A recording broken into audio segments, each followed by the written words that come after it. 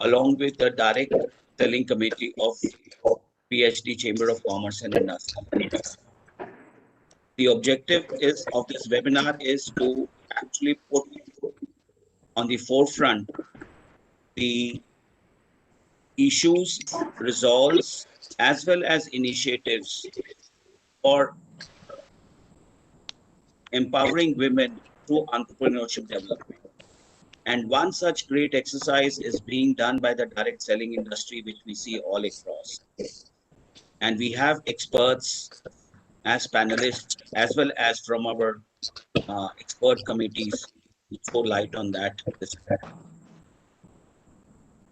Without much ado, I'd like to now invite our president, Mr. Sanjay Agarwal, to kindly give his presidential remarks and welcome address.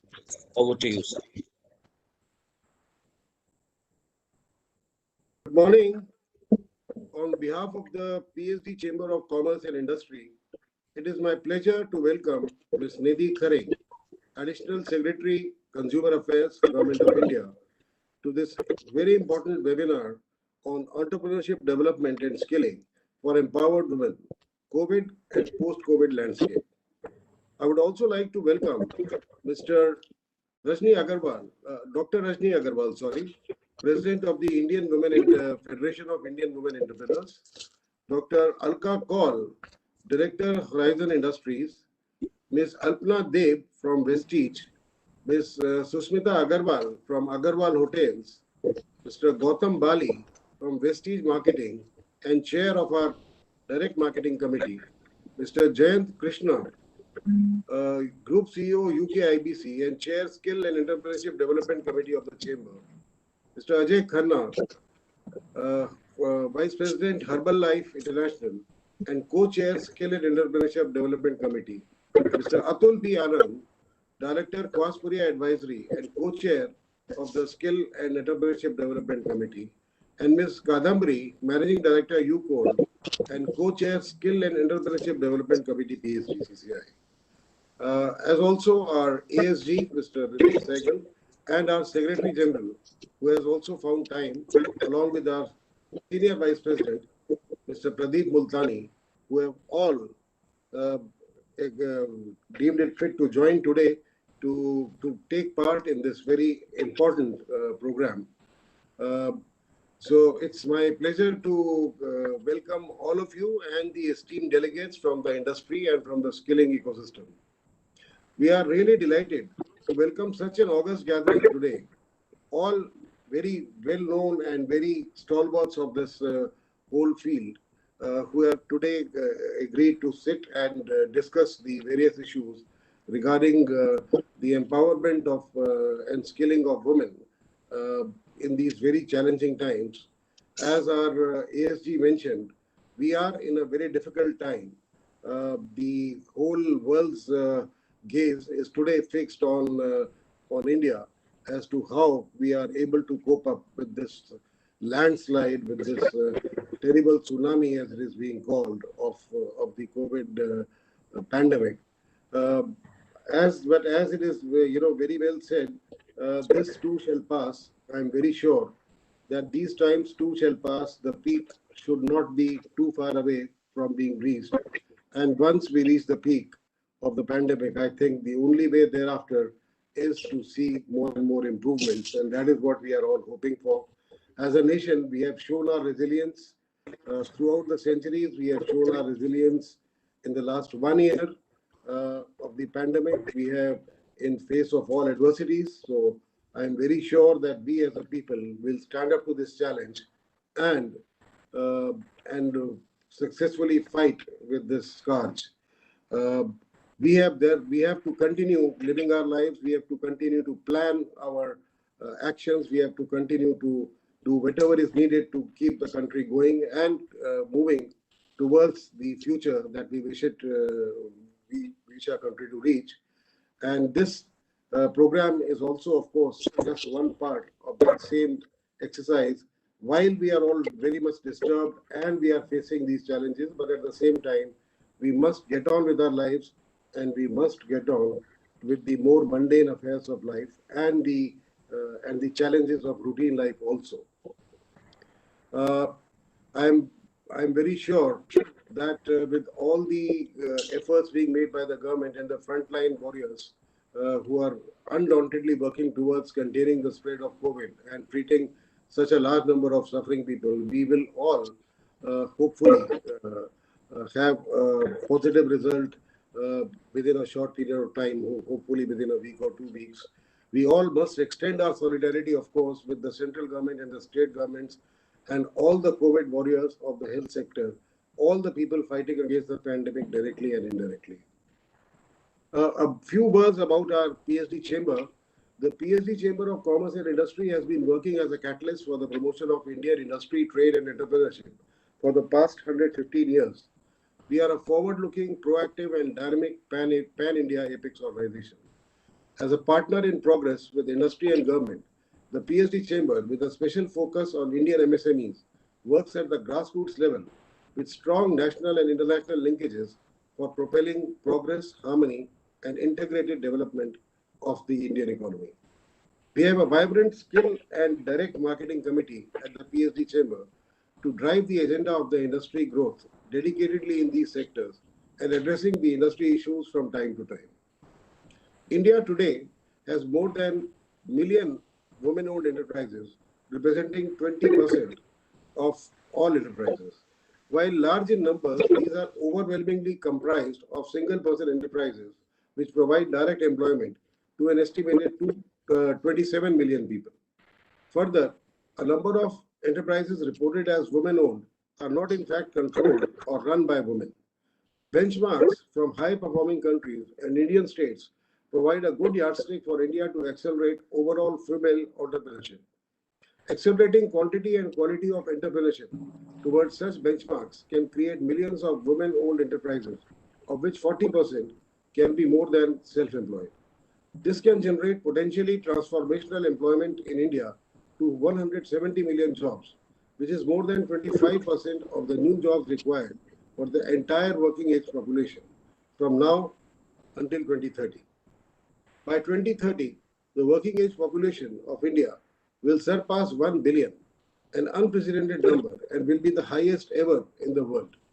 It is estimated that up to 400 million jobs are going to be needed for women alone, and without urgent action, the economic and employment gap between men and women will continue to widen. In addition to job creation by private and government sectors, entrepreneurship is a powerful and largely untapped opportunity for working age women in India. By creating jobs, fueling innovation, and further investment in health and education, entrepreneurship among women could transform India's economy and the society.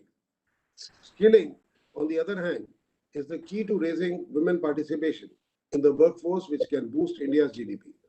The use of technology, promotion of incubation space, and setting up of upskilling centers would equip and enable women to participate in the ongoing fourth industrial revolution. Through this pandemic, though this pandemic has created tough times for the industry, especially the MSMEs, and hence the budding and thriving entrepreneurs have found it to be an uphill task to survive the economic shutdown. Yet we believe that the Indian people are very enterprising and that they will surely overcome the crisis and will thrive again.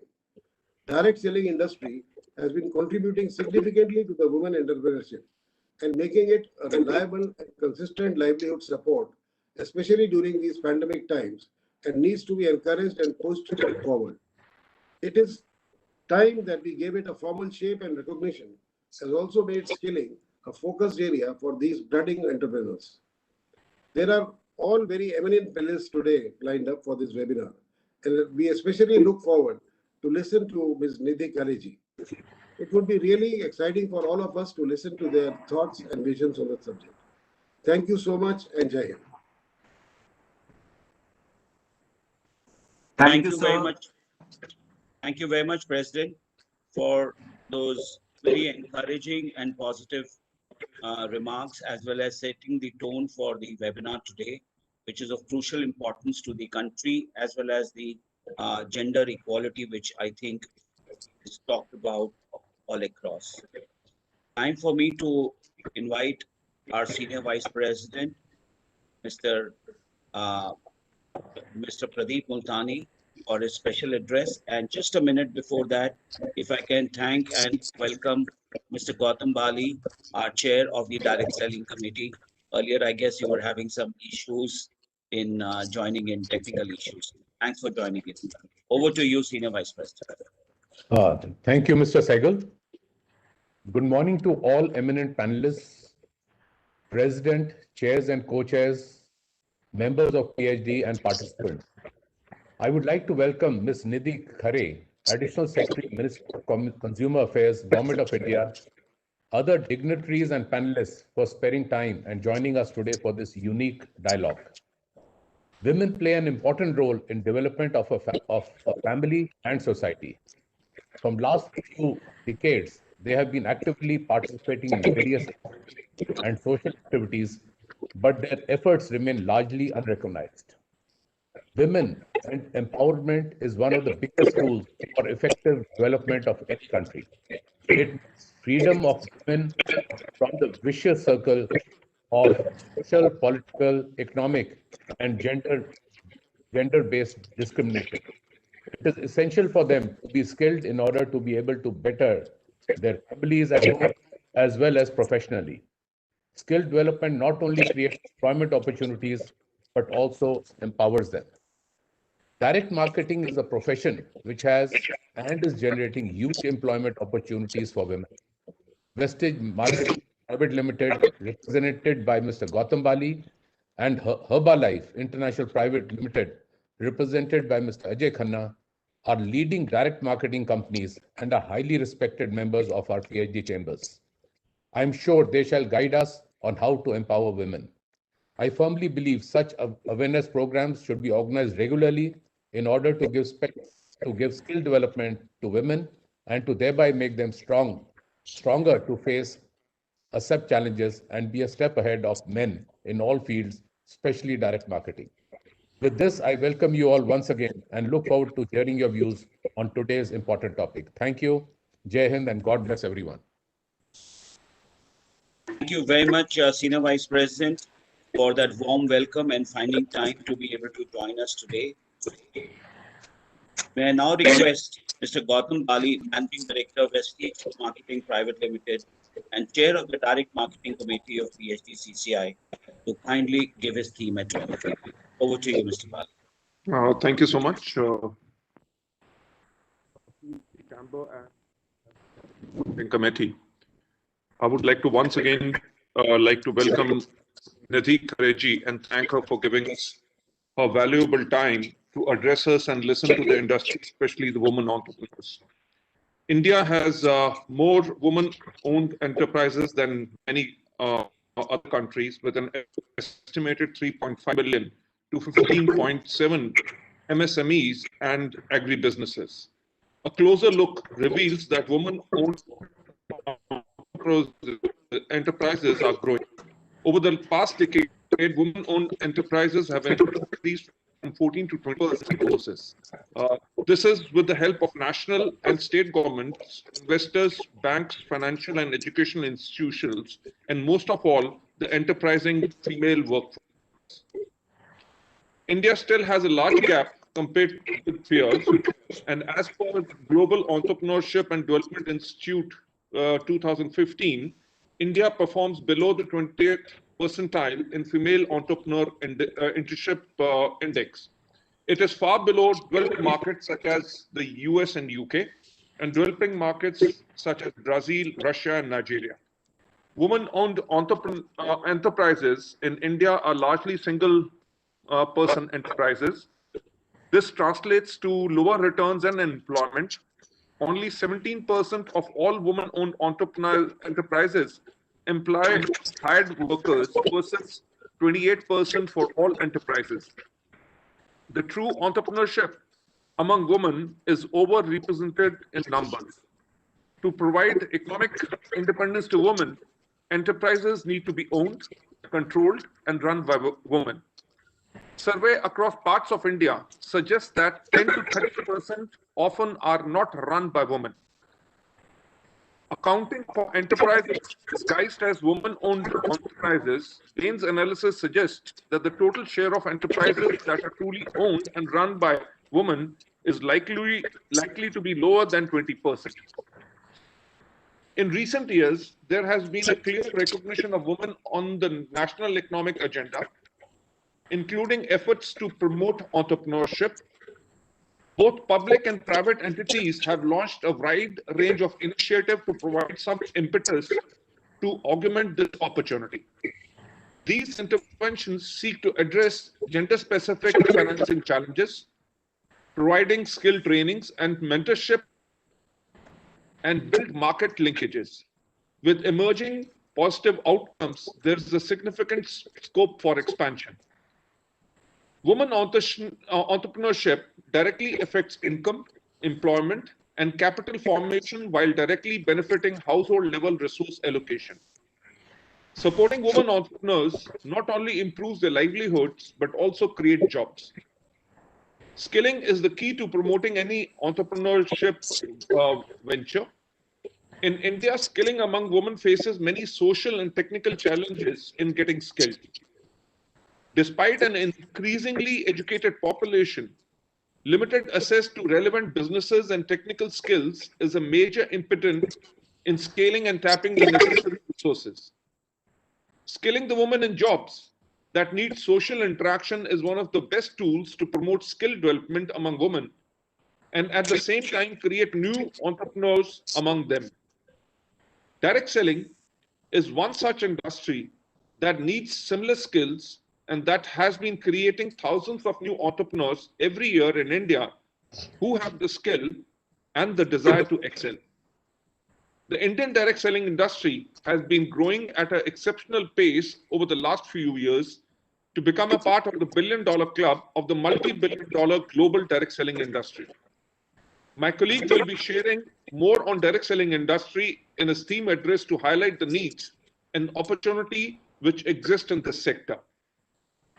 In order to promote women entrepreneurship, some possible support and initiative could make a huge difference, which are ensure stable and transparent legislation and policies that support all entrepreneurs and women entrepreneurs in particular, including easy access to publicly available information on starting a business, to ensure that the tax systems foster rather than impede entrepreneurship and growth of startups, empower women by helping them develop skills to build confidence to address cultural norms that may discourage women setting up an enterprise, collect and process up-to-date data, relevant data on women-led MSMEs across all sectors that will allow the development of proper support policies, to ensure that property rights and access to finance, including for equity investment, do not discriminate by gender. We can find support connections among female and male entrepreneurs, including through small business initiatives and connecting large and small businesses. Capacity development provide opportunity for women to assess training and education programs that improve entrepreneurship and technical skills. To conclude, we would like to reiterate that our firm commitment to promote women entrepreneurship in different industries and sectors to ensure the real growth of the country. Thank you so much. Thank you, Mr. Bali, for highlighting tremendous scope for women entrepreneurship and skilling development. There is tremendous scope out there, and we are firmly committed to do that.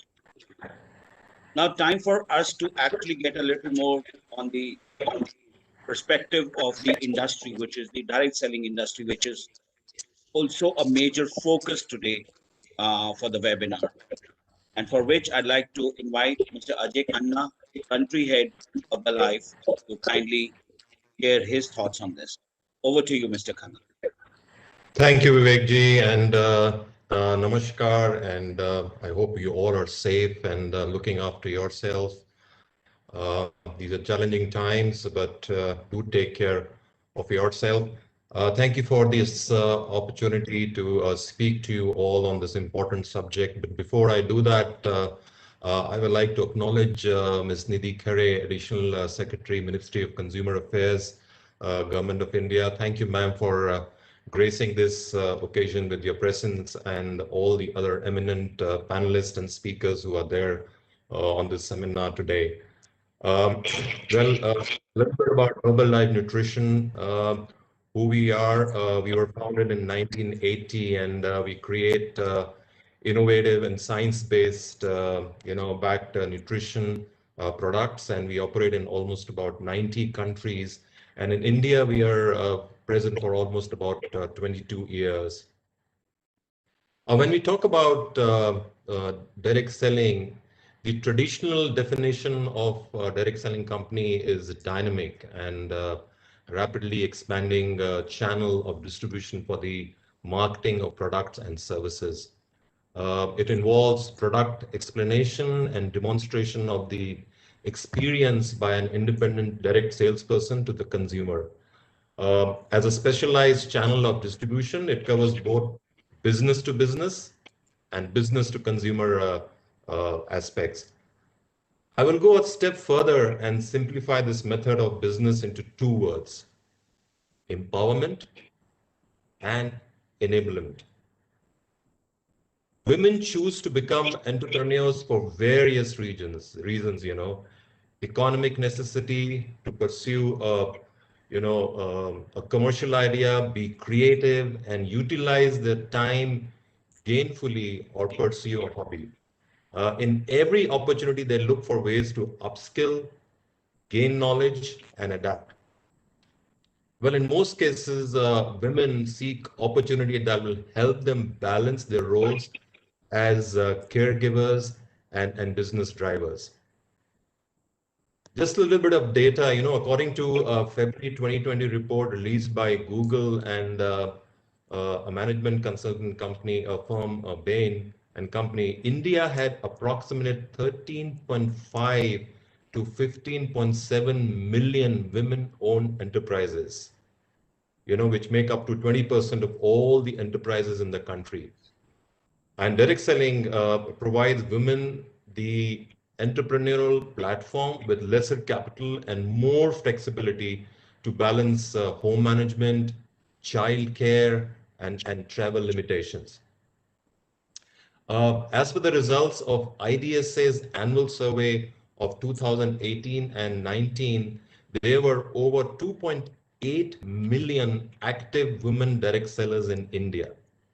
The number of women direct sellers in India is expected to cross, to have crossed the figure of almost about 4 million in 2019 and 20.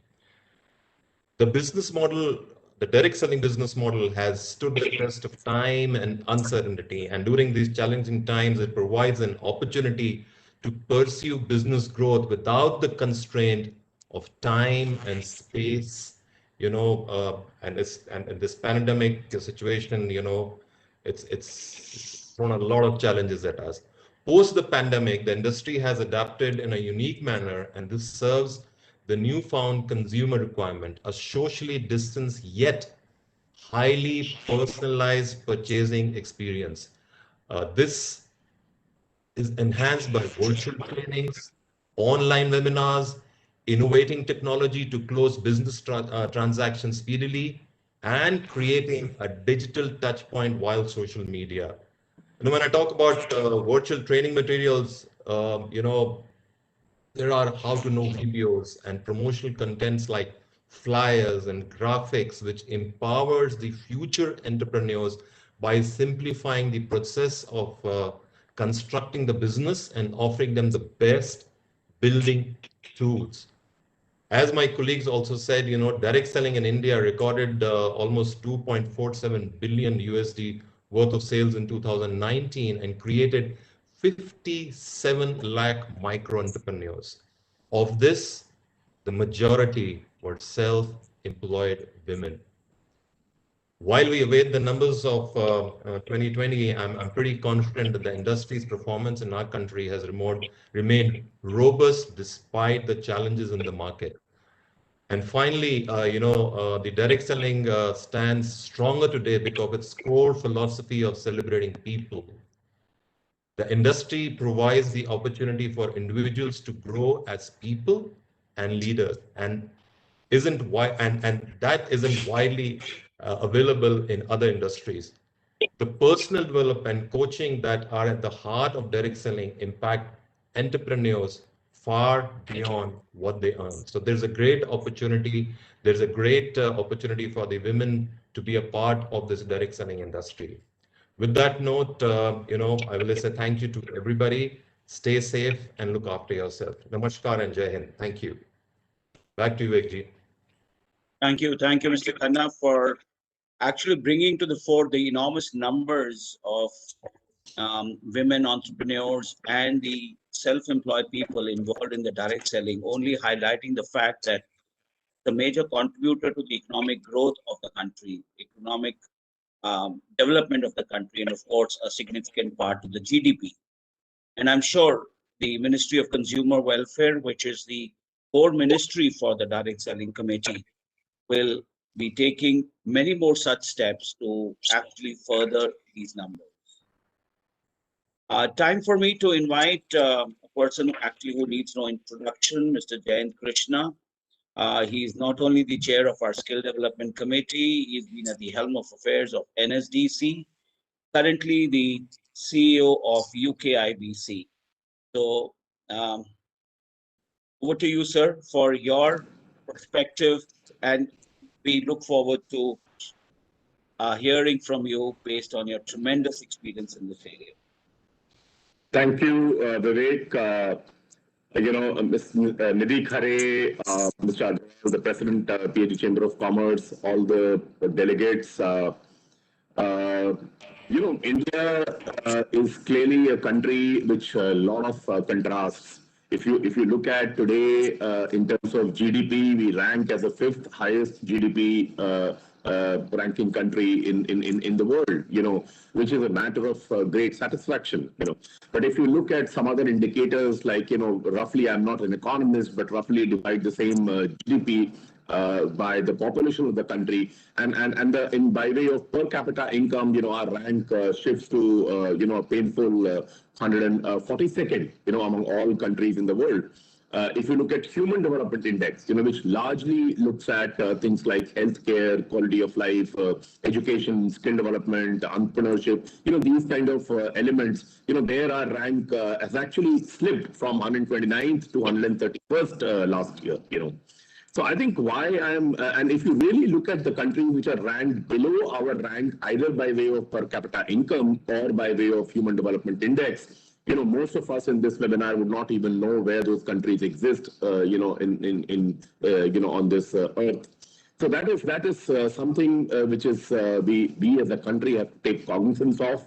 And when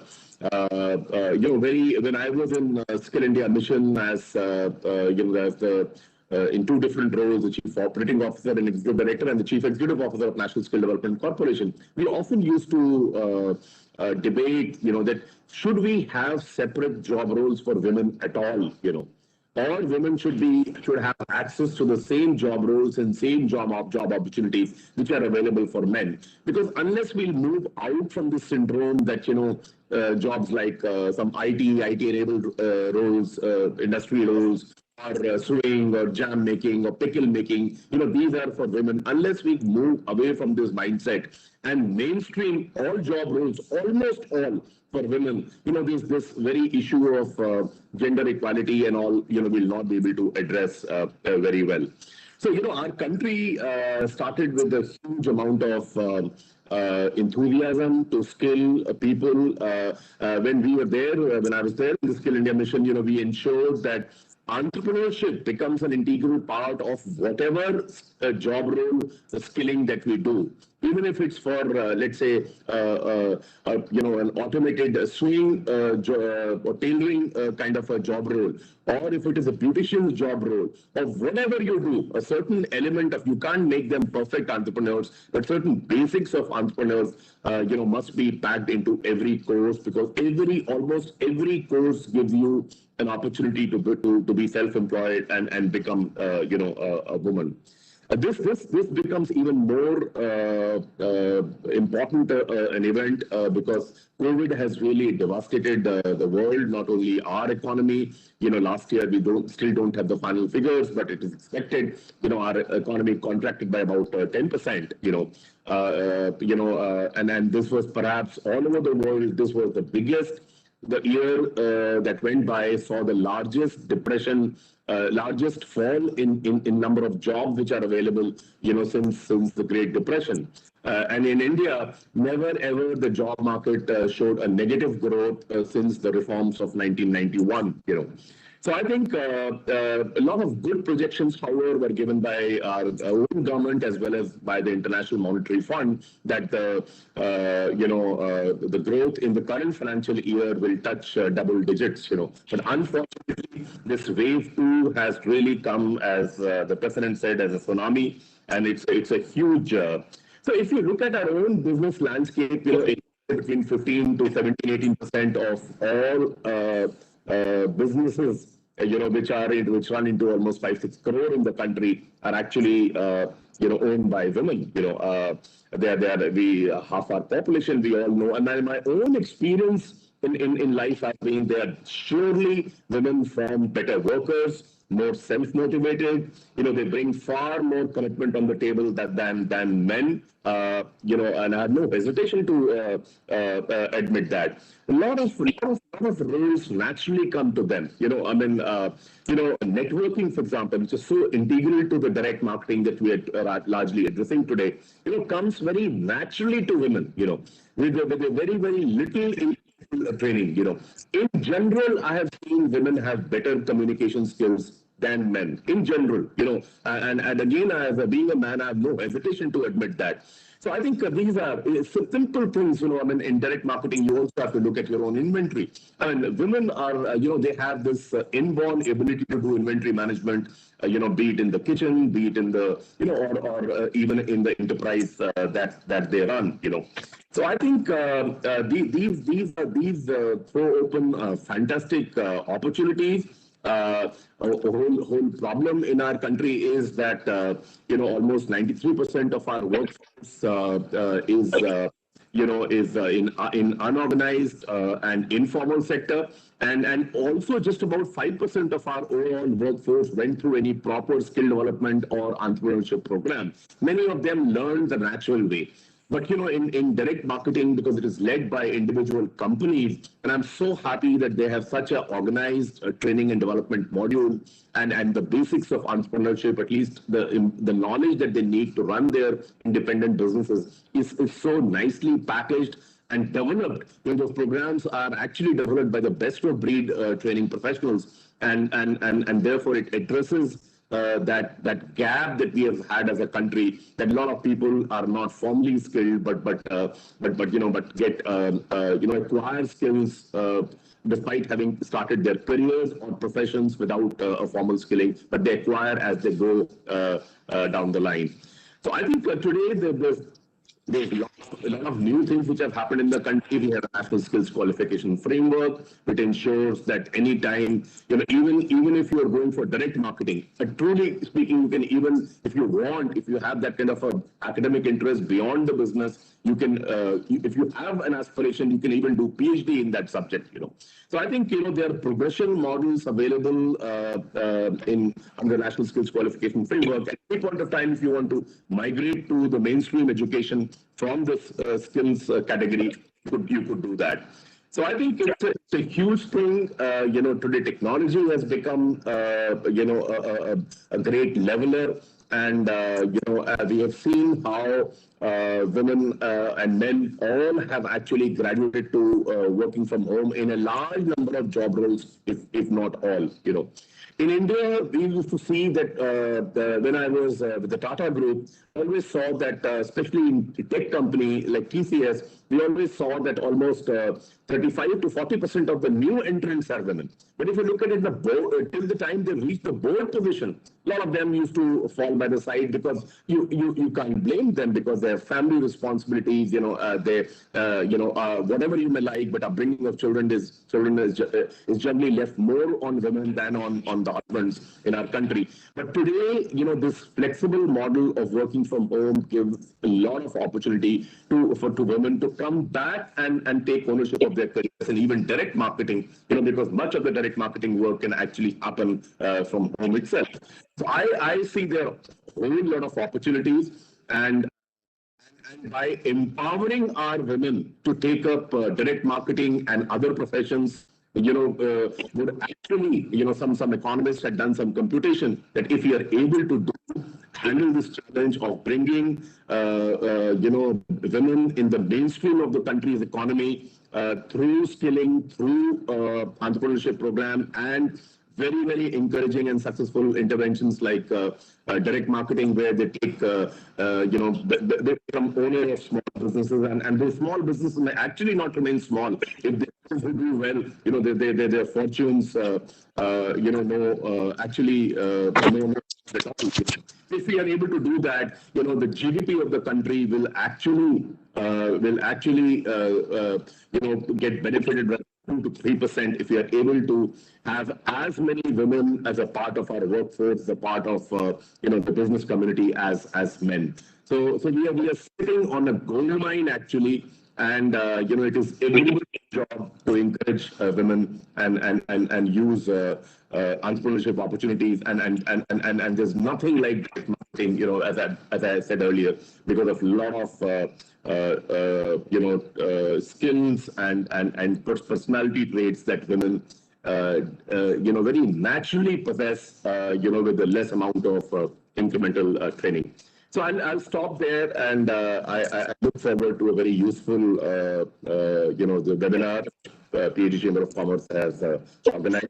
And, you know, we have to be believers. I fundamentally believe that, you know, we have women, we have to be believers that women can change the face of our country, the future of our country, perhaps more than what men can do, you know, if we are able to mainstream them and give them career pathways, business pathways. If we are able to create for them, you know, they can change the country for good. A lot of social evils that the country suffers from, many of them will disappear if you know, women are empowered through direct marketing opportunities and professions. So I'll stop there. Otherwise, I can go on for the rest of the time. But it's such an interesting subject, and there's a lot that one has to hear from such a nice panel of experts. Thank you. Thank you, Mr. Krishna. I think you've put a big smile on the faces of the ladies here by openly acknowledging that yes, of course they are, and definitely better managers, not only at home but even at work. And of course, the 2% figure which you talked about, the GDP growth which can come in if we could have actually as many women participating in the economic story. Time for me to invite Nasir to kindly go through the rest of the speakers, panelists which we have. I believe Mrs. Agarwal is supposed to join in a little late, so if she does join in time, please have her invite her also for her talk. Over to you, Nasir, from here on, and I'll come back with you soon. Thank you, sir, and thank you once again. We already have heard our president, our senior vice president, our chairs and co-chairs on the perspective of the women entrepreneurship and how women entrepreneurship and skilling has been shaping the Indian and changing the Indian economy, and the way we work and the way we see the developments will come in the future decade. Now it's the time to hear right away from the women entrepreneurs themselves. And I think we would like to invite Dr. Alka Kaul. She is the director from the Horizon Industries Product Limited. to share her thoughts on how has been the journey to success and what she has faced and how has she excelled in this field as a women entrepreneur. Dr. Alka Kaur, over to you. Thank you so much. And I'm sorry, I would sound very contorted. I actually have a friendly neighbor, Karuna, so, but I had promised to be here today. Um, actually, I appreciate what I heard, and I think females would like that acknowledgement. I don't think we want to be better than men. We just want to have our own space and our own um, acknowledgement in the society. And I really appreciate the females who are homemakers, purely homemakers. My mother was one, and I don't think I find it a very difficult job. It's much difficult than actually running your own organization because there's a structure there. Uh, but having said this, uh, I heard everybody saying that we need to bring them, we need to skill them.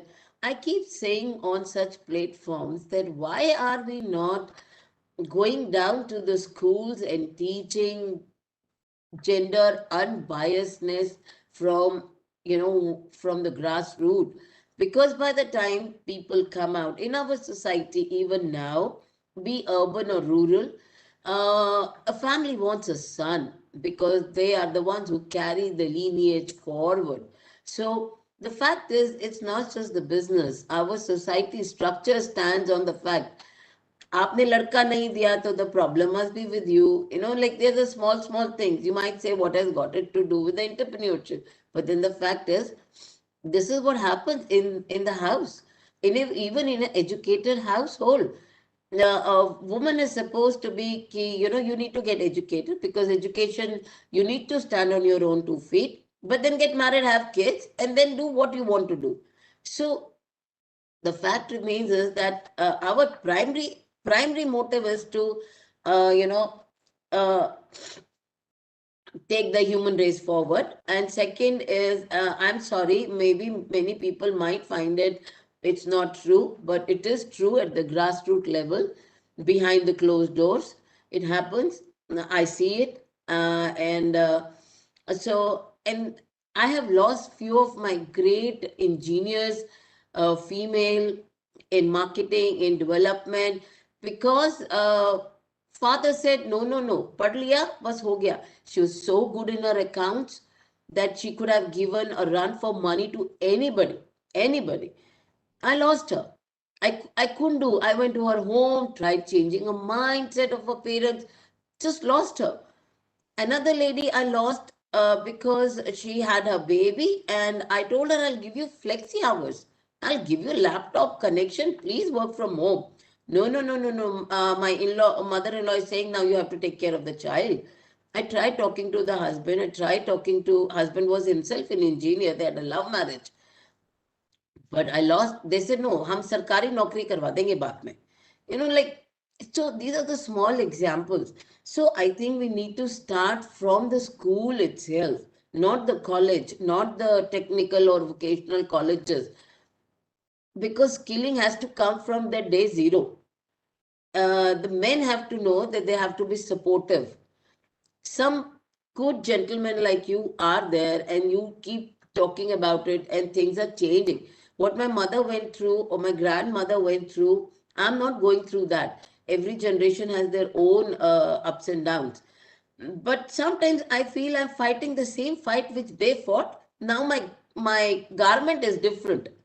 That makes it very difficult, and I don't understand that why we are running around in circles.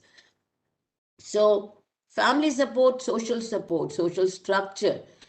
People make fun of us. They said, औरत औरत की दोस्त नहीं हो सकती. And I find it so degrading. Why is it so?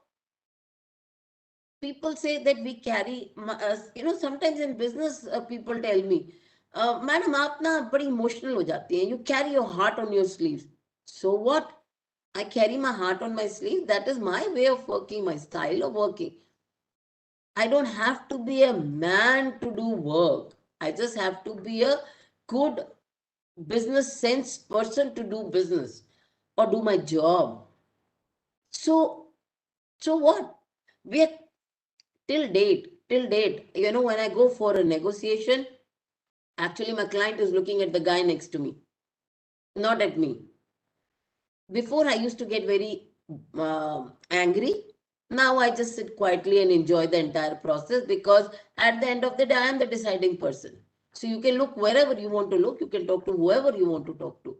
So things are better, but they're not where they should be or where we would want to be. But I'm very optimistic because I see the new generation. I met with couple of guys who are stay home father, and wife is working and they're staying home, and I appreciate it so much. And I see females in today's generation, they know what they want. It's just that I feel we don't have to be a man to what we want and achieve it. We can do it our way. No way is better. Keep innovating. So yes, we should do that. And also, let's not judge the book by its cover. You're wearing a suit, or you're wearing an Indian cloth, or you're wearing.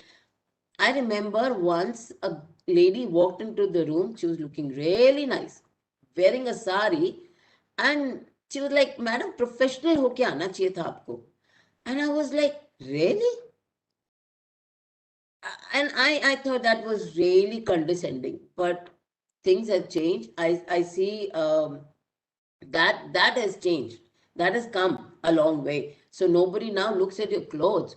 But then the fact is, if a girl or a woman is looking nice, she will not know much. Why? You have to look like I don't know, some alien creature to have your brains there in place. So all this is the mindset that we need to change. May not make sense as an entrepreneur, but it discourages a young girl who wants to start something new. For her, all this now gets very scary. We have come long way. We have learned from our failures, and we've been lucky to have the family support that we are talking about here. But imagine a person who wants to.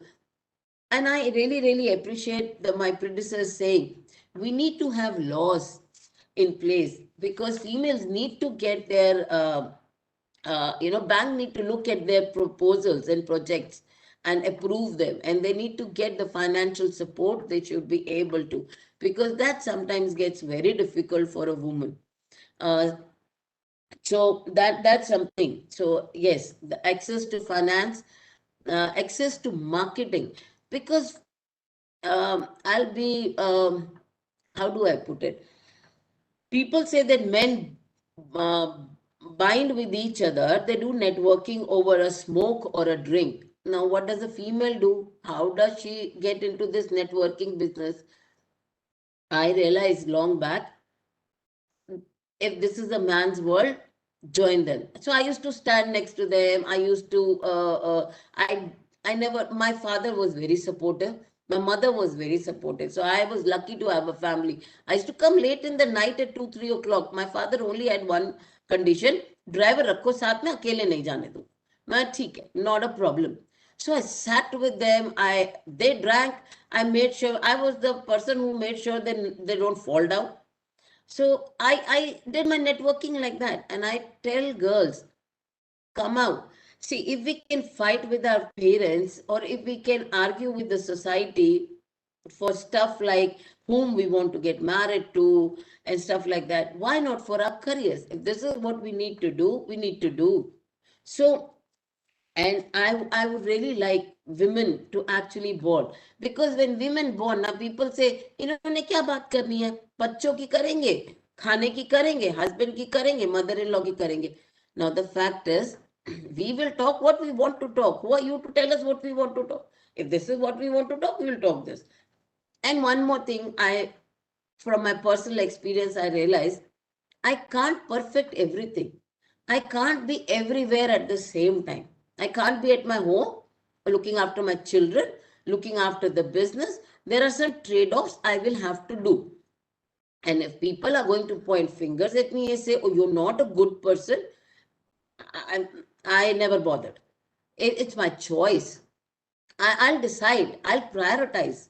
Because if I will try to perfect everything, क्योंकि it is said, आप औरत हैं, आप आदमियों से बेहतर है, ये भी एक तरीका है, आप आदमियों से बेहतर है, आप मल्टीटास्किंग कर सकती हैं, आदमी मल्टीटास्किंग नहीं कर सकता. Really? I'm a doctor by profession. I shifted gears and entered engineering. My father opened this factory. I shifted here. I don't believe this. God gave us everything the same, except for few things. So I don't believe this. When we are learning, you learn. So people don't put us on a pedestal. We are not here to be put. I always say, please, I don't want to be pedestal. I don't want to be a Devi. I want to be a human being. I will make mistakes. I will learn from my mistakes. And I will prioritize. Some things for family I will leave. Some things for business I will leave. So I will decide based on the urgency or the demand factor. So one thing that females have to learn, please don't think you're perfect. Don't stress yourself out. Just do your job and love your job. So I learned all this while took me a long time. Honestly, I wish somebody could have written a book or told me some things before I joined. It would have been better, but then we all learn from our mistakes. So what I want this thing that I would request all associations, even PhD chambers, thanks for calling me today. It's my favorite topic. I have females working on my shop floor. My men did not like it. I told them, no, they can run press, put them there. So I have females working on the shop floor. I have females working at areas where people think, oh, apart from assembly line, they can't do it. I say, no, they can do it. Try. I am not getting female good, and like they said, they're good at communication and direct marketing. My problem is, I want somebody who can take the guts and say, I will go out and get business. They get little scared because uh, when the men overpower you, so then they get scared. I tell them, my girls, but till now I have not succeeded. I have a female who does behind the call marketing and business development, but not right there at their face. So I'm still working on that. So yes, we need skilling like any other person. Um, and we need to have it's better than what it was before, but now in post COVID, actually I agree with my predecessors, we have good opportunity because online marketing, online business is there, online transactions is there. So women can work from home and they can do a good job, but they need to be willing to do it because sometimes I feel that we give up because of whatever reasons, under pressure or something. So I want that. I don't want my women to give up. You have a problem, come and talk. We can always find a solution. And if we can't, then you do what you have to do because at the end of the day, it's your life. So that's, I think, from my side. I hope I have added value, and thank you again for having me here. Thank you, Dr. Kaul. Thank you so much for sharing your thoughts. And you are absolutely right that the change needs to be brought at the grassroots level. Then only we'll be able to see changes at the top in our mindset, in our thought process. Thank you so much once again. Now, I would like to invite Dr. Rajni Agarwal. She is the president of the Federation of Indian Women Entrepreneurs, and they are doing a wonderful job promoting the entrepreneurs across the country. The thousands new of young budding entrepreneurs, all women entrepreneurs. They are working to promote them. So I would request Dr. Rajni Agarwal to throw some light to share her thoughts on how skilling the women across all sectors have helped shaping enterprises and helping them achieve target. Dr. Rajni Agarwal, for your thoughts on the subject, please. Nasir, with permission, before she takes over, just a quick comment I wanted to make, perhaps as a to what Alkaji said. And I want to share a personal experience. My mother herself was a working woman, and she started working in early 50s, just a few years after independence. And as children, we used to exchange notes. And she worked all her life, And as children, we used to exchange notes that, perhaps she was a far better mother and a wife than some of my other friends, who had their mothers as the homemakers. So I think, it's not that, women can't excel in both walks of life. That's it. Thank you. Thank you, sir. Thank you for your thoughts, sir. Dr. Rajni Agarwal, please. Dr. Agarwal, we are not able to hear you. Yeah. Now, can you hear, please? I unmuted Yeah, myself. absolutely. Fine. It's Okay. much better. Thank you very much. In fact, what Mr. Jayant Krishna just now said, that he had seen his mother. So do I recollect that when we were young, my mother used to be very active with Congress, because after 1947, I think Mahatma Gandhi had really, he was the prime mover, bringing out women for the social cause. And he said that all the struggle and the social reforms are possible if women is a part of it. And if you say that, Gandhiji also said that woman is the companion of man and gifted with equal mental capacities. She has the right to participate in the activities of men. But unfortunately, Gandhiji also said that I do not believe in women working for living or understanding commercial enterprises. So it is very controversial, but at the same time, I feel that this is the mindset in our country of all men. And I will not only blame men, I will say it is also women, because we are so much tuned, we are so much mentally, processed with the thinking that our horizon, our workplace is only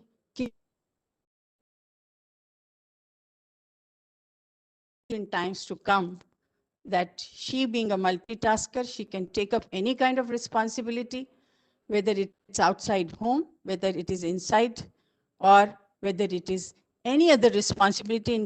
In fact, she's also able to advise her husband on her business, on his business. She's become an advisor to so many people in the family, to children, to everybody. So women has that neck of really understanding thing. I feel, as earlier speakers have said, that women is really, endowed with some good qualities which men do not have. So keeping that in mind, I always feel that she has really walked through a very, very long way. Everyone feels that of men coming out and working, and I'm sure in times to come, we have much better future. Now, I would, since we are talking about skilling, I would like to say that all the time when the government of India, or whether any of the other forum or the researchers, they talk about, they always mix up the three levels, I feel. One level is grassroots level, where women are into agriculture and they are labor and they are doing all other odd jobs. The second level is where women are looking after homes. They are taking care of children, but they also want to come out and start something of their own. Now, the third is where women have the courage, women have the facility, women have the support of the family to start their enterprises. So these three are entirely different sections of society. And to my wonder, whenever even the bankers talk, they always talk in totality about the finance given to women. The lending to women is always covered with whatever is gone into agriculture, whatever has gone to some other sections of working women. But we never bifurcate women entrepreneurs as such, women who want to be entrepreneur, who want real skilling, and women at grassroots level. So I feel that tier 2 cities and tier 3 cities have lot of potential where women really would like to come up. They need a lot of training, they need a lot of encouragement, they need a lot of support, and they can become a part of the mainstream of society, the economic mainstream of society. Now, enterprise. I became an entrepreneur when my children were about, I think, 3-4 years. And it was really difficult situation. But the mindset, as I said, was so poor that wherever I'll make a call or I'll try and have a visit, because I was manufacturing television and components, which was a rare thing in the country that women started manufacturing television and supplying components in television to some big manufacturers like Nikitasha or Aptron and others. Now, when I will talk to them on telephone, they will always say, do you have some male counterpart in your office whom we can talk to? Because they always had a feeling that decision making can only be done by the male counterpart, not by the female. So this was one thing which mindset continues, and it's a really great thing that in the process, last 1 decade had shown a real change, and I'm very happy that this change is going to be still better, and it is really going to have much more opportunities for women. After finishing all that thing, I'm talking about the platform which I joined. And this platform, Federation of Indian Women Entrepreneurs, gave me an opportunity to do networking. It's very difficult. Well, I think Ms. Kaul is a very fortunate lady, fortunate woman, I will say, whose parents supported her to an extent that she can come back at 3 in the morning. But most of the parents, however, their girls are very strong, they are full of energy, they are full of courage. They do not want, the husbands do not want that the women should be out from the house for such a long time. So for that purpose, I think it's very important to join some kind of a platform. This platform gives you an opportunity for networking. For us, it's not possible for women to really go and join in some club where all women are having their drinks and everything. Yes, we can sit there till 9 o'clock, till 10 o'clock. When the embassies have the programs, we do go and we come back, say by 10 or something, or maybe 11, if the programs are there. But beyond that, in a routine basis, it's not possible. So the platforms are the best thing. The like PhD Chamber of Commerce, like Federation of Indian Women Entrepreneurs, and there are so many others. And I tell you, these platforms teach you all these skills which you are otherwise not able to understand. Because networking is possible when you are talking to your colleagues, when you're talking to your friends, the similar kind of problems which she has gone through or you are going through, she has already experienced it and then she can share it with you. So these platforms are very important. And through this, then I had the courage to really go and an item and a product like making televisions, and then going into, because I had done my MA in English from BITS Pilani, but people will not go into the detail of that. As soon as they hear that, okay, you are from BITS Pilani, she must be an engineer. Well, I took the advantage of that, and I had the people who engineers employed with me, and I used to understand from them and talk to people, and that's why, I mean, woman knows her style of how she can win, how she can get through her subject, how she can get through her market. She knows once you are a part of it, you understand how you have to steer through. You are able to find out your ways, you are able to find out your sources, and you are able to find out your other routes to achieve the success. Now, they're very difficult process also. In skilling, we at the Federation, we had done about 10,000 skilling in about 3 states, in Madhya Pradesh, in uh, Rajasthan, and in Orissa. And what I have experienced that when you teach women, like they had done, we had done on, of course, IT, we had done on textile, we had done the training on uh, security guards. There were a big number of women who were very tall, very good height and body, which were very suitable for security jobs. So we took that group in Rajasthan. The woman of Rajasthan is really tall and she can take up the security work. Of course, that was a good process the government of India has introduced and we had gone through it. But 25% of them, like from textile, from IT, they did take up entrepreneurship, but the rest of it, they could not. Because if you take a training, again, the problem is looking after your family, looking after your responsibilities and other thing. And the mindset that you cannot take up the night duties for women, it becomes very difficult. This is one thing. Now, in the Federation, we also do training of, skill training of different products, depending on the requirement. The vocation in a specific sectors could be available, like it could be woodwork, matting, baskets, basket weaving, and pottery and packaging, handicraft, and so many. Apart from that, I found one very important thing, especially a woman entrepreneur of the mainstream of economy, what she requires. Once you are on a small scale, you want to graduate to large scale. The ones who are into micro, they want to graduate to small.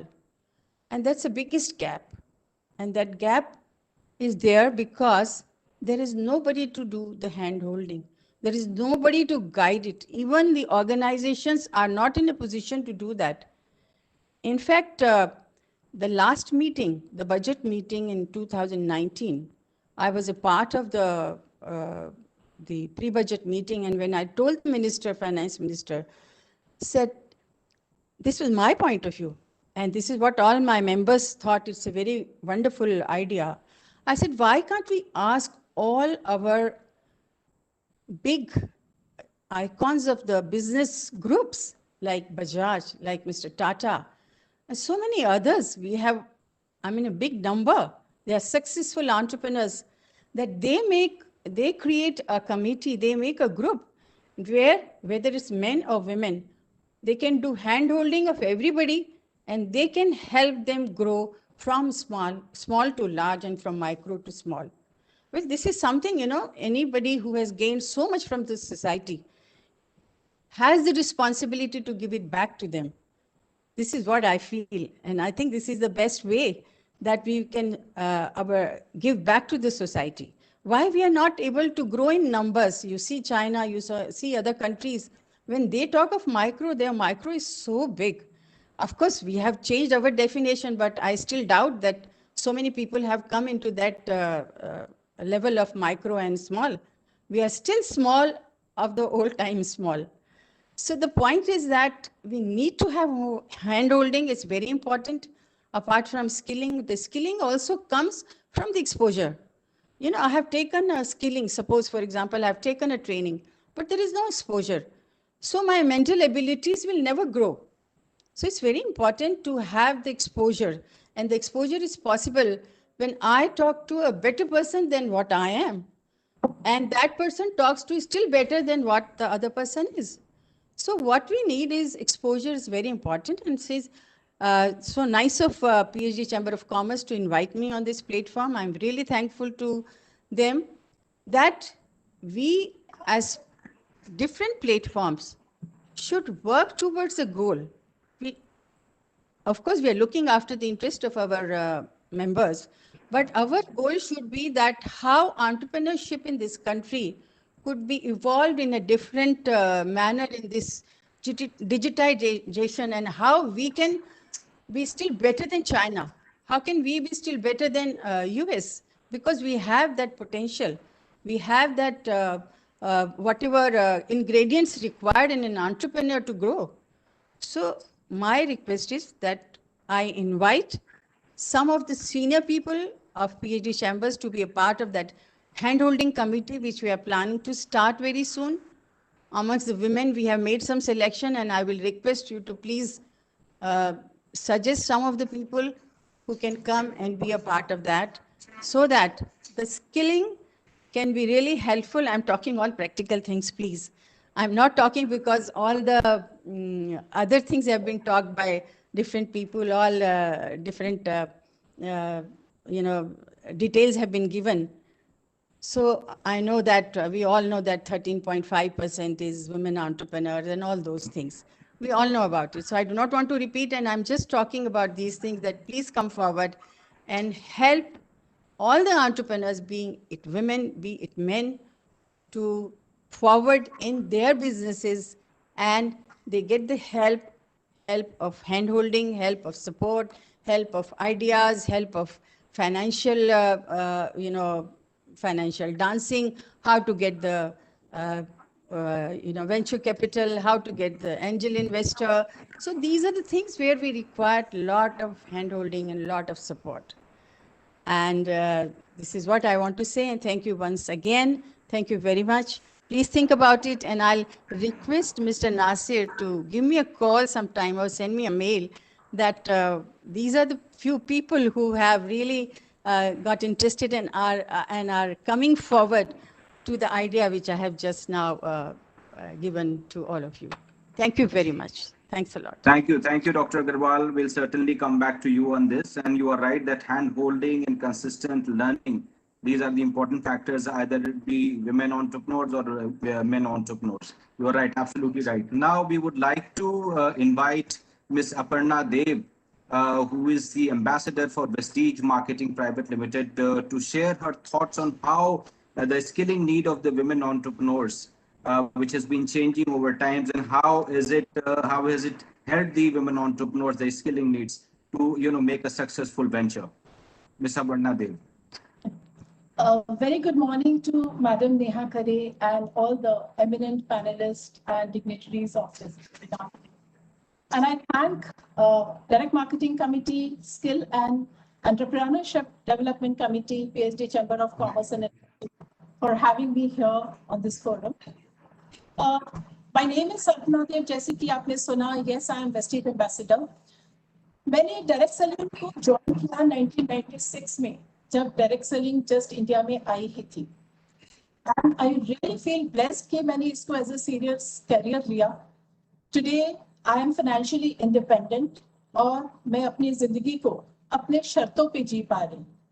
सिर्फ मैं ही नहीं, आज अगर हम देखें, हजारों में मैं नहीं बोलूंगी बल्कि लाखों में ऐसी महिलाएं हैं जो डायरेक्ट मार्केटिंग के करके आज आत्मनिर्भर बन चुकी हैं. एंड आप सब जानते हैं इस कहावत को, हमने बहुत बारी सुना है कि empowering women is empowering nation. And direct marketing has a major role to play in the growth story of India. यहाँ पे चाहे मैं मेक इन इंडिया अभियान की बात करूं, चाहे स्किल इंडिया की बात करूं, चाहे मैं आत्मनिर्भर भारत की बात करूं, डायरेक्ट मार्केटिंग इज अ की प्लेयर इन दिस. और ये डायरेक्ट मार्केटिंग कंपनीज कैसे कर रही हैं एंड वुमेन का रोल इसमें क्या है, स्पेशली कोविड में, मैं आगे चल करके आप लोगों के साथ बात करूंगी. जैसे कि हम सब जानते हैं कि ट्रेंड बदल रहा है. आज की तारीख में लोगों के थॉट प्रोसेसेस बदल रहे हैं. पेरेंट्स अपने बेटियों को पढ़ा रही हैं, एनकरेज कर रही हैं एक अच्छा करियर बिल्ड करने में, ताकि आगे चल करके वो फाइनेंशियली इंडिपेंडेंट रहे. लेकिन दुख की बात यह है कि आज भी बहुत सारी ऐसी फीमेल्स हैं, नॉट सो एजुकेटेड की मैं बात करूं, चाहे मैं एजुकेटेड क्लास की बात करूं, there are huge number of females जो आज भी डिपेंडेंट हैं on the male members of their family. चाहे वो अपने ब्रदर के ऊपर डिपेंड करें, चाहे वो अपने हस्बैंड के ऊपर डिपेंड करें, चाहे वो अपने फादर के ऊपर डिपेंड करें for their needs and finances. And मुझे खुशी है इस बात को कहते हुए कि डायरेक्ट मार्केटिंग ने इस ह्यूज अंडर यूटिलाइज्ड पोटेंशियल को टैप किया एंड वुमेन को एम्पावर कर रहे हैं एंड आत्मनिर्भर बना रही हैं। ये बहुत बड़ी बात है। एंड यहाँ पे अगर मैं बात करूं वर्ल्ड वाइड फिगर्स की, अगर मैं बात करूं तो मैं कहना चाहूंगी कि जितने भी total number of direct sellers है उसमें मैक्सिमम फीमेल्स पाई जा रही हैं। And why so? I mean, why women are the main driving force in this industry? उसके ऊपर मैं बात करना चाहूंगी। फर्स्ट कि वुमेन को ये बिजनेस मॉडल परफेक्टली सूट करता है, बिकॉज वो अपने वर्किंग आवर्स चूज कर सकते हैं, वो अपने घर से काम कर सकते हैं। एंड सबसे बड़ी बात क्या है कि यहाँ पे इस प्लेटफॉर्म के अंदर जरूरी नहीं है कि आपके कोई खास एजुकेशनल क्वालिफिकेशन होनी चाहिए, कोई प्रायर नॉलेज एंड एक्सपीरियंस होनी चाहिए। बहुत कम इन्वेस्टमेंट में कोई भी महिला इस बिजनेस को स्टार्ट कर सकती है। और उससे भी बढ़कर के मैं कहूँ कि लेडीज के अंदर वो इनबिल्ट टैलेंट है जो इस बिजनेस की नीड है, क्योंकि ये बिजनेस जो है रिलेशन के ऊपर बेस्ड है। रिलेशन बिल्डिंग के अंदर महिलाएं एक्सपर्ट हैं। और आगे चल करके मैं एक और बहुत बड़ा फैक्टर मैं यहाँ पे मेंशन करना चाहूंगी कि क्यों आज की तारीख में महिलाएं आगे बढ़ करके आ रही हैं, बिकॉज वो इस बिजनेस मॉडल को बहुत अच्छे से समझ पा रहे हैं, डायरेक्ट सेलिंग कॉन्सेप्ट को बहुत अच्छे से समझ पा रहे हैं।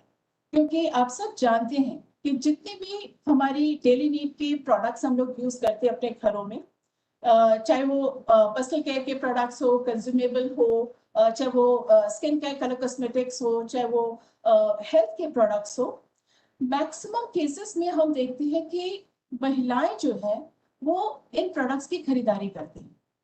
और जब ये जो बिजनेस मॉडल है जब उनके समझ में आती है कि just by shifting the buying habit, just from shifting from shop to direct marketing concept, अगर वो अपनी खरीदारी इस सिस्टम से करते हैं तो इस खरीदारी से ही उनका एक सोर्स ऑफ इनकम जनरेट होता है। ये एक बहुत बड़ा ड्राइविंग फोर्स है for females to come forward and join this industry. Now how direct marketing is helping in the empowerment of women.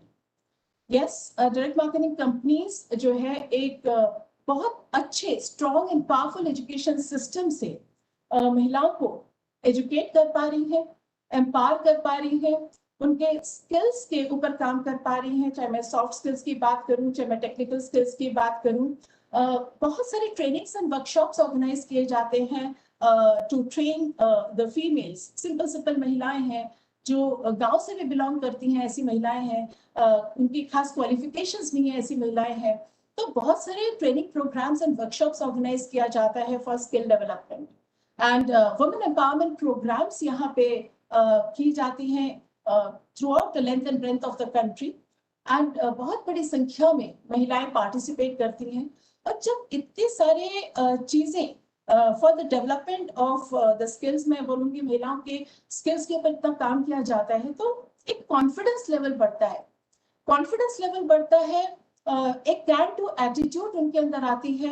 और जब कॉन्फिडेंस के साथ एक पॉजिटिव माइंडसेट के साथ महिलाएं काम करती हैं तो रिजल्ट्स भी बहुत अच्छे से आते हैं और वो अपने बिजनेस को बहुत अच्छे से बिल्ड कर पाती हैं। एंड आगे चल करके over a period of time वो बहुत अच्छे से बिजनेस वुमेन बनती हैं, फाइनेंशियली इंडिपेंडेंट बनती हैं। अगर मैं कोविड की बात करूं तो दिस इज वन इंडस्ट्री जो लीस्ट अफेक्टेड इंडस्ट्री है as compare to other sectors. यहाँ पे मैं कुछ पॉइंट्स मेंशन करना चाहूंगी, लाइक नेचर ऑफ वर्क बदला, लोग ऑफलाइन से ऑनलाइन एक्टिविटीज के अंदर आ गए। मैं तो आश्चर्य रह गई ये देख करके कि जो सिंपल हाउसवाइफ्स हैं, जो even from women from villages, उन्होंने टेक्नोलॉजी को इस्तेमाल करना सीखा।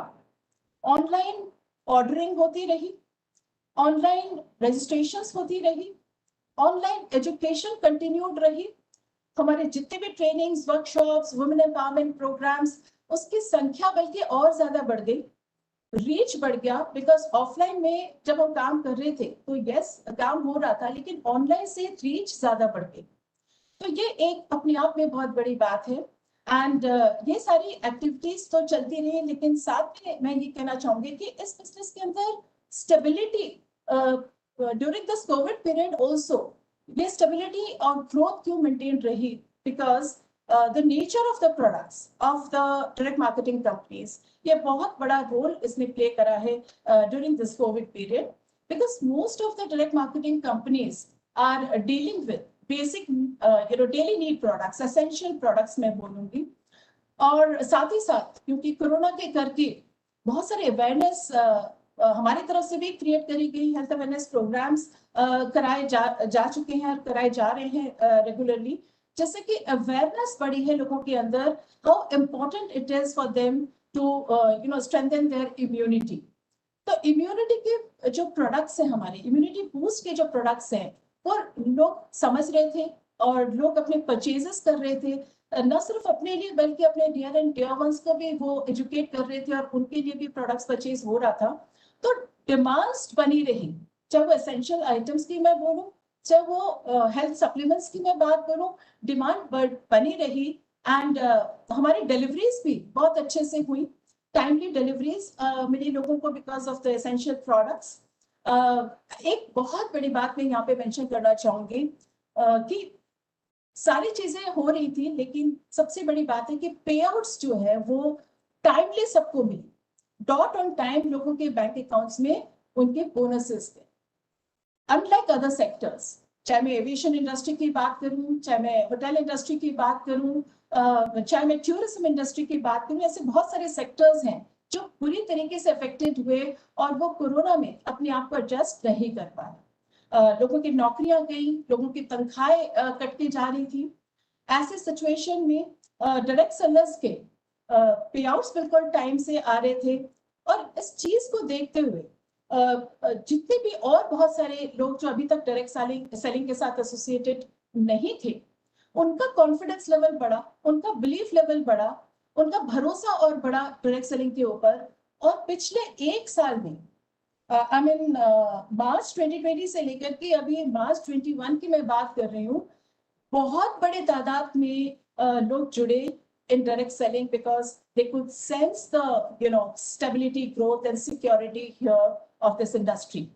And खास करके मैं यहाँ पे बताना चाहूंगी कि महिलाएं बहुत बड़ी तादाद में बढ़ती आई, एंड इस कोविड की सिचुएशन ने महिलाओं को आई थिंक उनको अवेकन किया। आज वो समझ पा रही हैं कि उनको फाइनेंशियली इंडिपेंडेंट होना क्यों जरूरी है।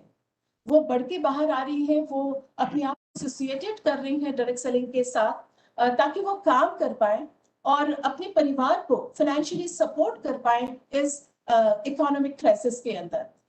और मैं ये मानती हूँ कि जब महिलाएं डिसीजंस लेती हैं तो बहुत स्ट्रॉन्ग डिसीजंस लेती हैं, बहुत इमोशनल डिसीजंस लेती हैं, एंड साथ ही साथ अगर वो चाहे तो बहुत प्रोफेशनली काम करती हैं, बड़े बड़ों को पीछे छोड़ सकती हैं।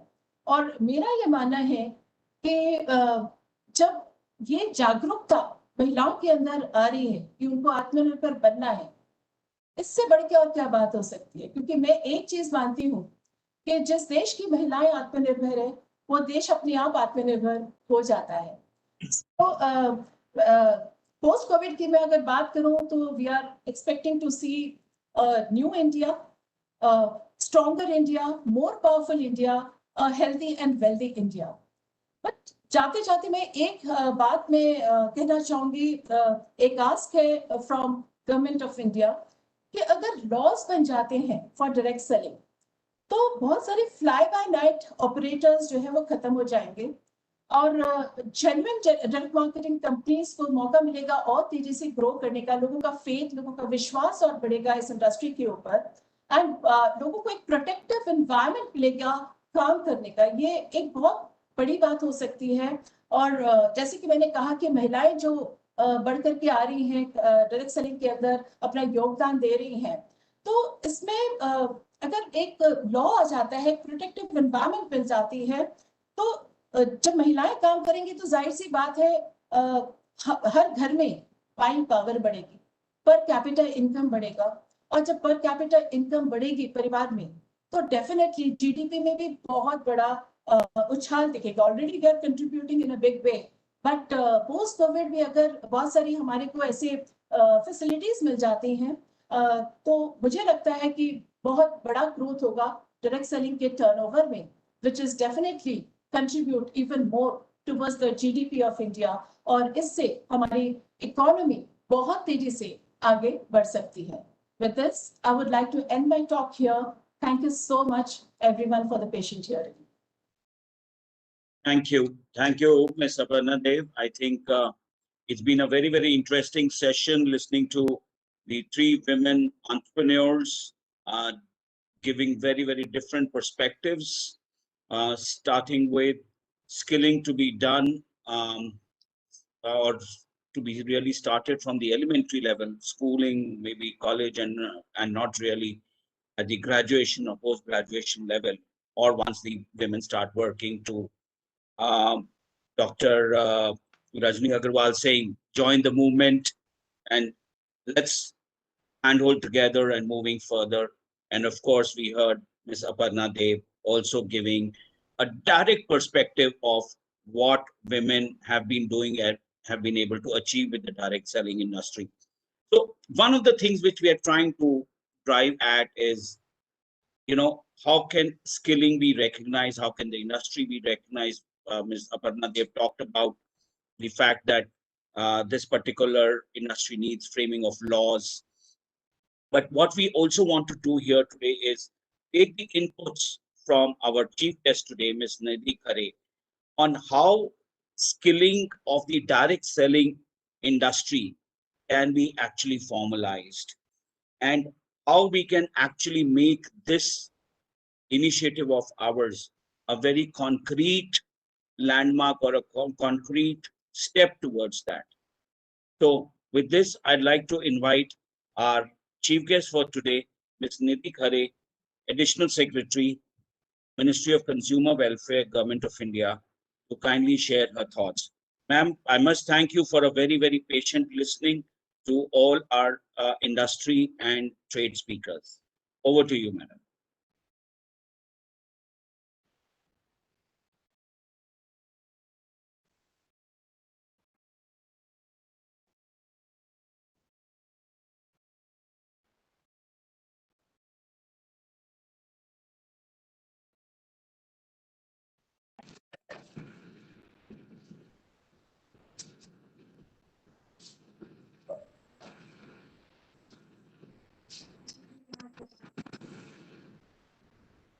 I'll just check in case she's having a technical problem. Just give me a moment, please.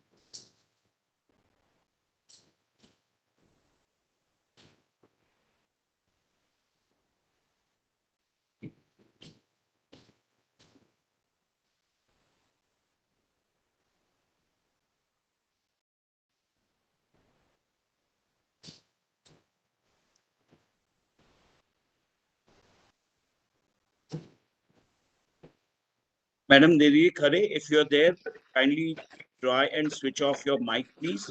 We are not able to hear you.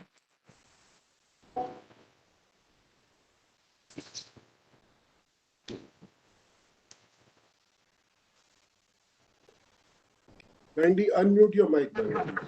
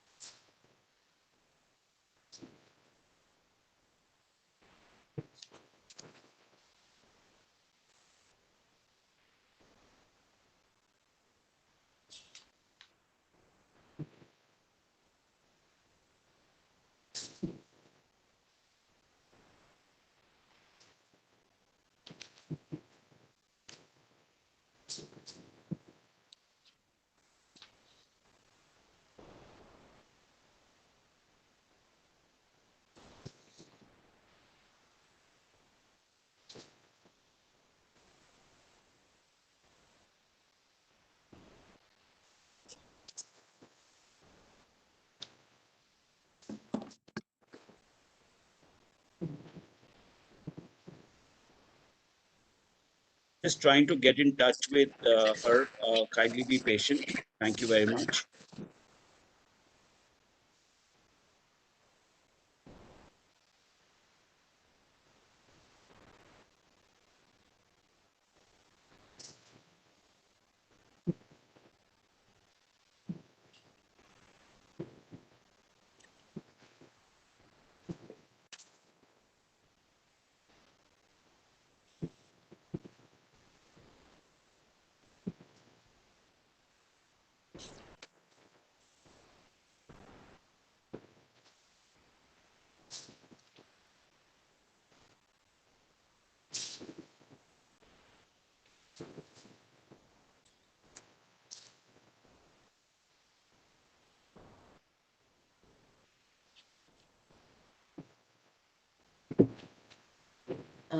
Just a request to PhD Chambers, if I may say anything.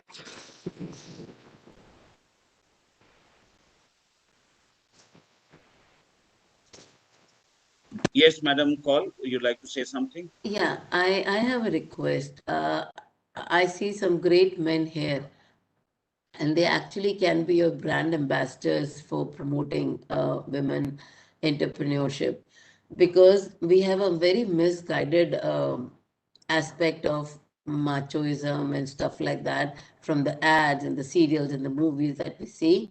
People, the young ones, really get influential. All of us have been influenced by somebody or the other. And trust me, parents are the least influential. You might listen to your uncles and aunts, but not your parents, because you're at that stage. And so, you have such articulated men here, and they're really good. So maybe if they can be the brand ambassadors for this topic, it would really, really, really help in that. Alkaji, if I may just respond to you, I'm Pradeep Multani here. Hanji sir, namaskar.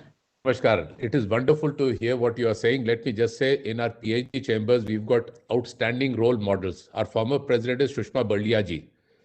She was the Oh, she was the only child of Mr. Satyapal of the APJ group. correct. Very true. Okay, and she is a absolutely outstanding lady. And today their group turnover, APJ schools are there in, I don't know how many branches they have.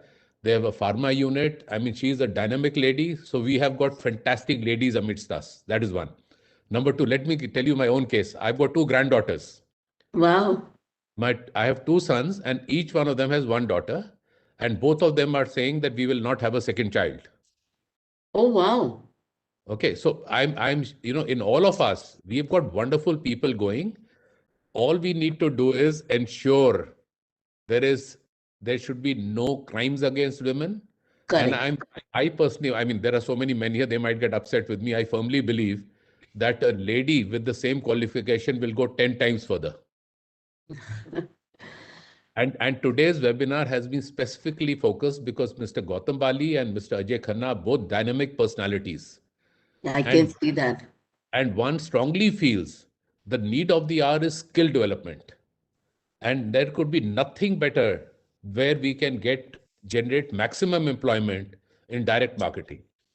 And both these companies are very ethical companies. They're good companies. They're outstanding companies with wonderful track record. So we are with you. Whatever you say, we are always with you. Alkaji, one highly respects you. And I have to add, Ms. Balia's son is the most gentle person I have come across. I have had the opportunity of working with him, and he's a great guy. So he's really, really good. And the kind of respect and humbleness he has, Mrs. Burlia has really actually made sure that she does a better job at making women safe and more appreciated. Absolutely absolutely आपने शायद आदित्य के साथ deal करा है, आप निशान से भी मिलिए, उनकी बेटी का नाम भूल रहा हूँ, नेहा से भी मिलिए. They are all outstanding, fantastic. Yeah, Miss Nidhi Khare is just joining us. Okay. Thank you, ma'am. Thank you, ma'am, for being back with us. Actually, I had some urgent call to. If you could kindly unmute yourself, ma'am. You're currently I have muted. unmuted. Yeah. Thank you so much. Can I ma'am. hear? Thank you. All right. So I did hear a lot of women entrepreneurs also, and initially the vice president and ASG and the president. So good afternoon to all of you and all the delegates who are present here in this very thought-provoking webinar. I would agree with most of the women participants here that it is actually a little difficult when it comes to women, particularly as entrepreneurs, to make a difference. But I think a lot of things have changed. And as one participant was saying, that we have to actually look at the thing from, say, a perspective of the grassroots people who are working, women who are working, and or women who are skilling themselves to get a job, and also women who are simply in the art of making a business or in the art of making wealth. So as additional secretary in Department of Consumer Affairs, I've been looking at policy shifts that can help our people to tide over this very, very difficult time. And there are 2-3 things that I will basically come to before actually coming to the crux of the subject of this webinar. One thing is that with this COVID pandemic, there is going to be a very major, say, tectonic shift into the way we have been used to the world as it was. Things will change, and they will change, I'm sure, for the better. But then these are the changes that we have to now acknowledge in our daily part of the way businesses were getting conducted. Now, this means that, for example, we had never thought that so many people can actually work from home. So there is now a new sector and a new way into which we will be required to conduct our businesses from home, and which means that perhaps strengthening our home fronts so that they can work with equal efficiency as offices will be very, very necessary. The pandemic is not going to go away any soon, and although we might wish and hope that the trend gets buckled, the peak may arrive soon. As soon as possible. But by and large, it is bound to come again as a third wave or as a fourth wave. So we have to live with this reality, and that's how the businesses and the governance, everything needs to change and adapt to what is coming as a huge challenge. The second is that one of the speakers had mentioned about how the young population is going to be with India. So more and more young people are bound to be Indians. Now, this is something to be proud of, that they are an asset. But the thing is how skilled they are, whether we would still be exporting labor to all the countries in the world, or whether this young force can actually do something phenomenally good for the country and for the world at large.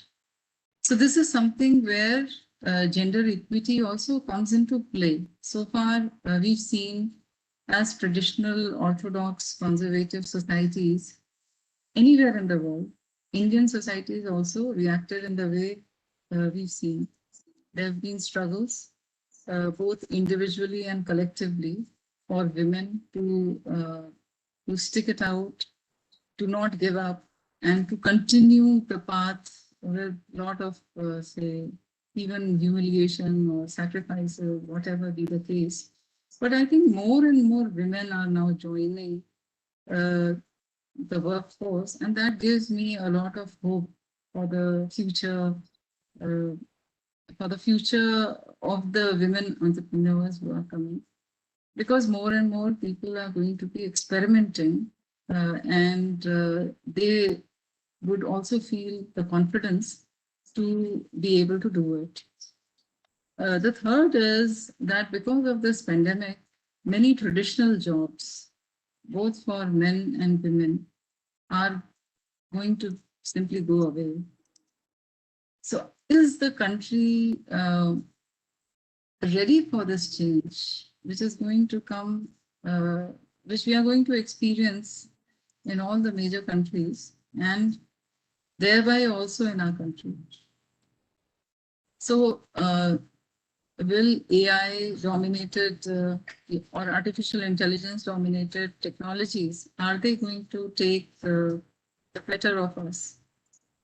And if that happens, many of the traditional jobs which we are so comfortable at and which we have been trying to attain certain skills, will these skills be required at that point of time?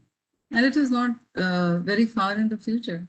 Sadly, it is this decade which is going to see a very major change in the usage of technology, particularly artificial intelligence, and in very routine, very, all kinds of even skilled, say, jobs, which we think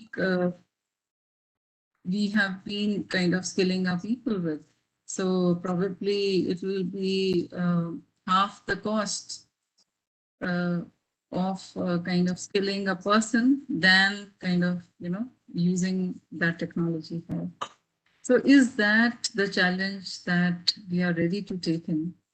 This is something also which is very, very important.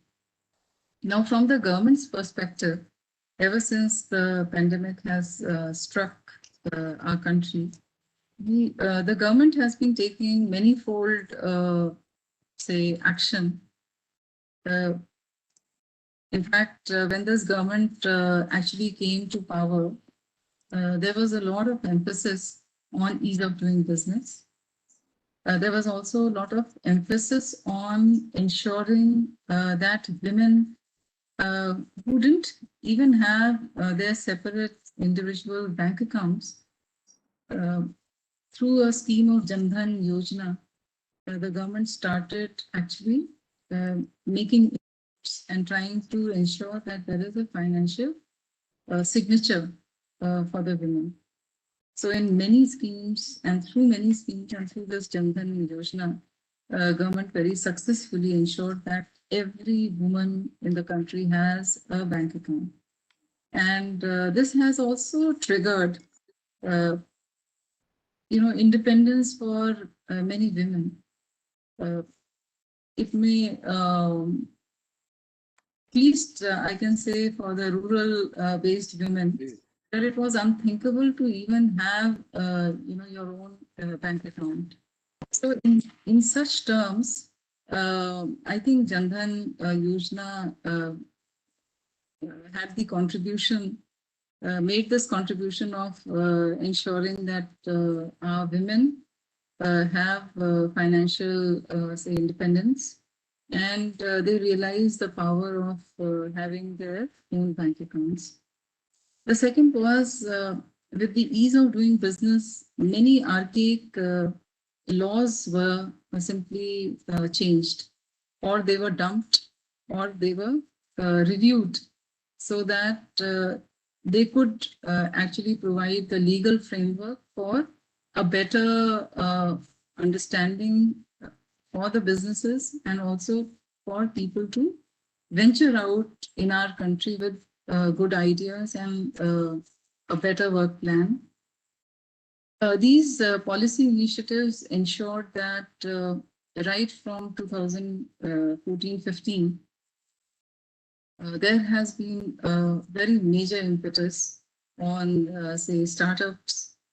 So in the name of Startup India or Stand Up India and all kinds of, say, initiatives, this has been ensured that more and more youth gets allured towards these initiatives, and the youth should actually begin to feel its responsibility towards creation of wealth, creation of jobs, and starting new businesses which never existed or were never, say, which were never even contemplated before. So these are some of the initiatives which the government had started. Now, during the pandemic scenario, where government was faced with a very bitter challenge after the nationwide lockdown, how to start the business. One, how to actually provide stimulus to the businesses which had shut, how to provide a stability, a policy initiative which can assure entrepreneurs to try it out again. And we have now come up with a very overarching, say, principle of reducing compliance burden for our traders, manufacturers, importers, for our packers, all kinds of people, whether it is in the micro enterprises sector or MSME sector. The idea is to not only provide financial stimulus to the sector, but also to provide a policy stimulus where we can trust the entrepreneurs and we can make it much easier for them to comply with most of the rules and acts of the land. Another very important thing which has been taken up in Atmanirbhar Bharat is how skilling and emphasis has been given to both skilling and micro enterprises. And as one of the speakers mentioned, that already a lot of, say, the presence of women has been very high in these enterprises. And in the Mudra Yojana and also PMNY, which was launched in April 2015, almost 68% of that were sanctioned to women entrepreneurs under the Mudra scheme since its inception. So this also shows that the government's view of enabling or say bringing an enabling environment for enterprises amongst say our citizens is basically three-layered. People who are at the grassroots, which are creating products, small products, people who are at the middle level where they are into trading, and people who are actually creating very big, say, enterprises, new enterprises for, say, millions of people. In all these initiatives, the effort has been to rope in the youngsters, throw them challenges of what the future holds for them, and also at the same time provide the gender equity. Uh, I also feel that different departments of late have been told to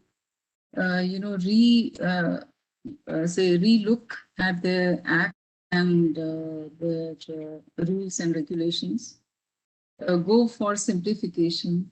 Try to have, for example, we are having a single window for the enterprises so that you can simply log into that.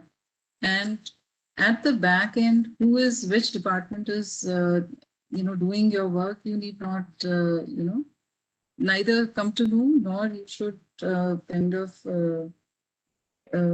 make efforts to have multiple applications being registered at different sites. So I'm sure government will be very shortly, it will be also coming out with a single window system.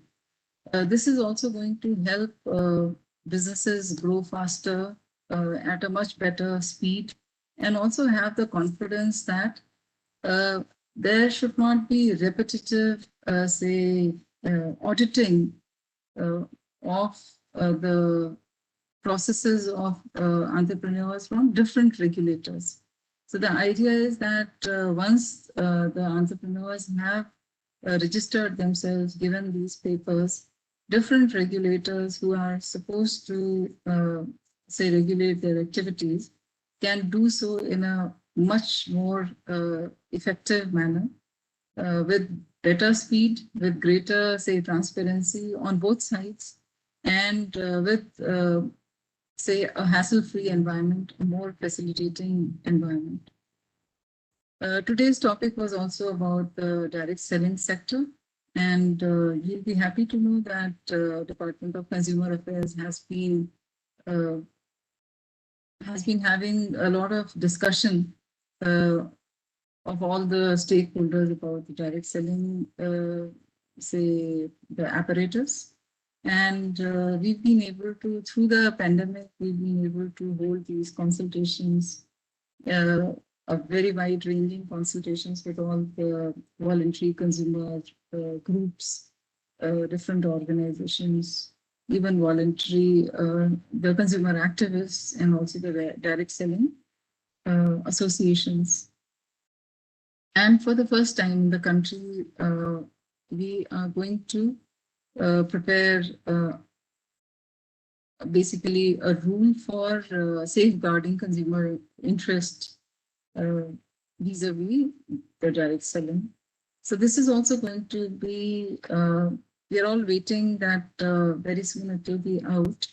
And once it is out, I think even the consumers will feel much more empowered to about this sector, and the direct sellers will also have a much better, say, platform to basically project the sector's growth and their contribution to the nation's building in much solid manner.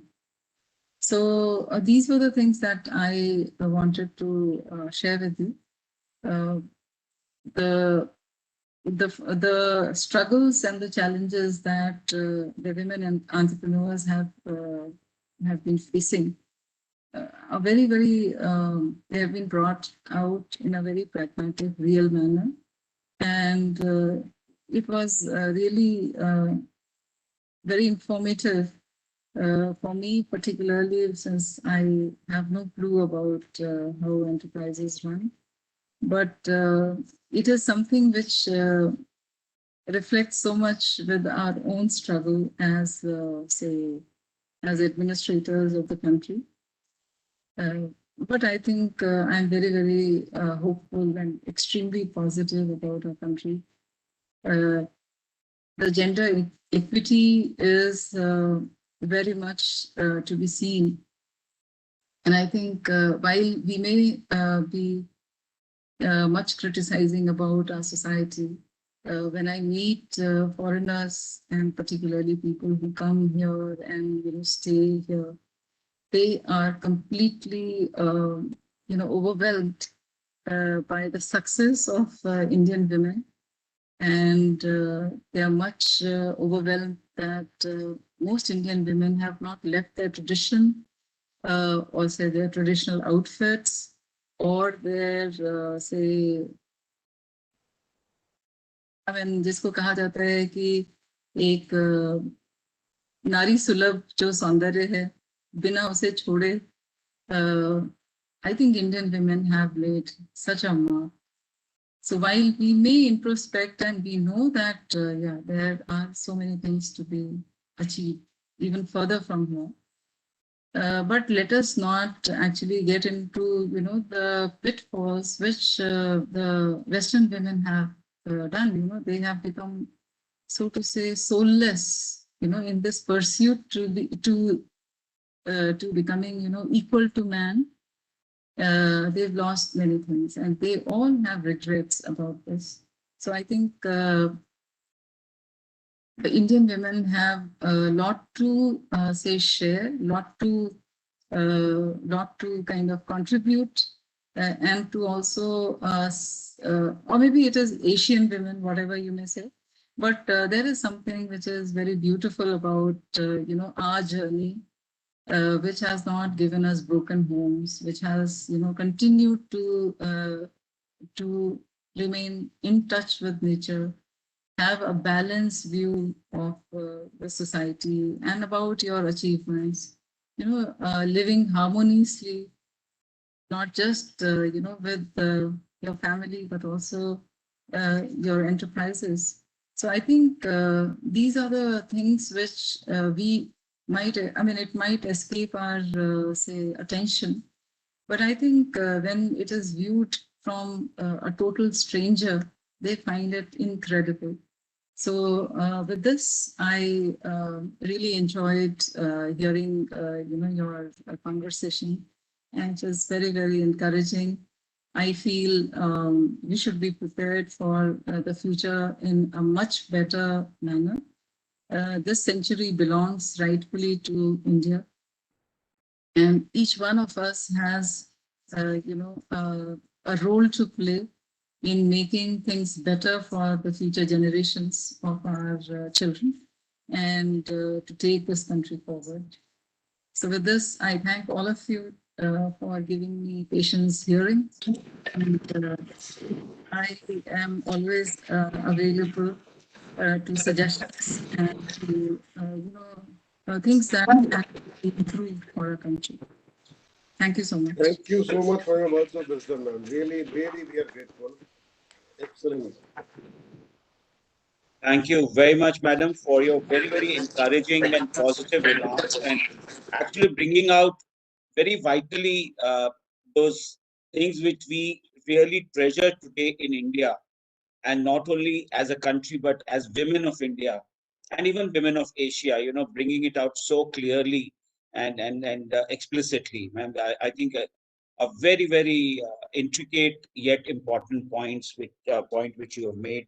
And the specific points which you talked about, where how the government has facilitated and, mudra loans going as much as 68% to women is very, very heartening, and shows that, it's not only that the government is doing its bit, but also the women are coming forward vis-a-vis the two generations back, which way. And of course, I think the point on repetitive auditing, which is definitely a major concern for the industry, needs to be kind of also highlighted, which you did.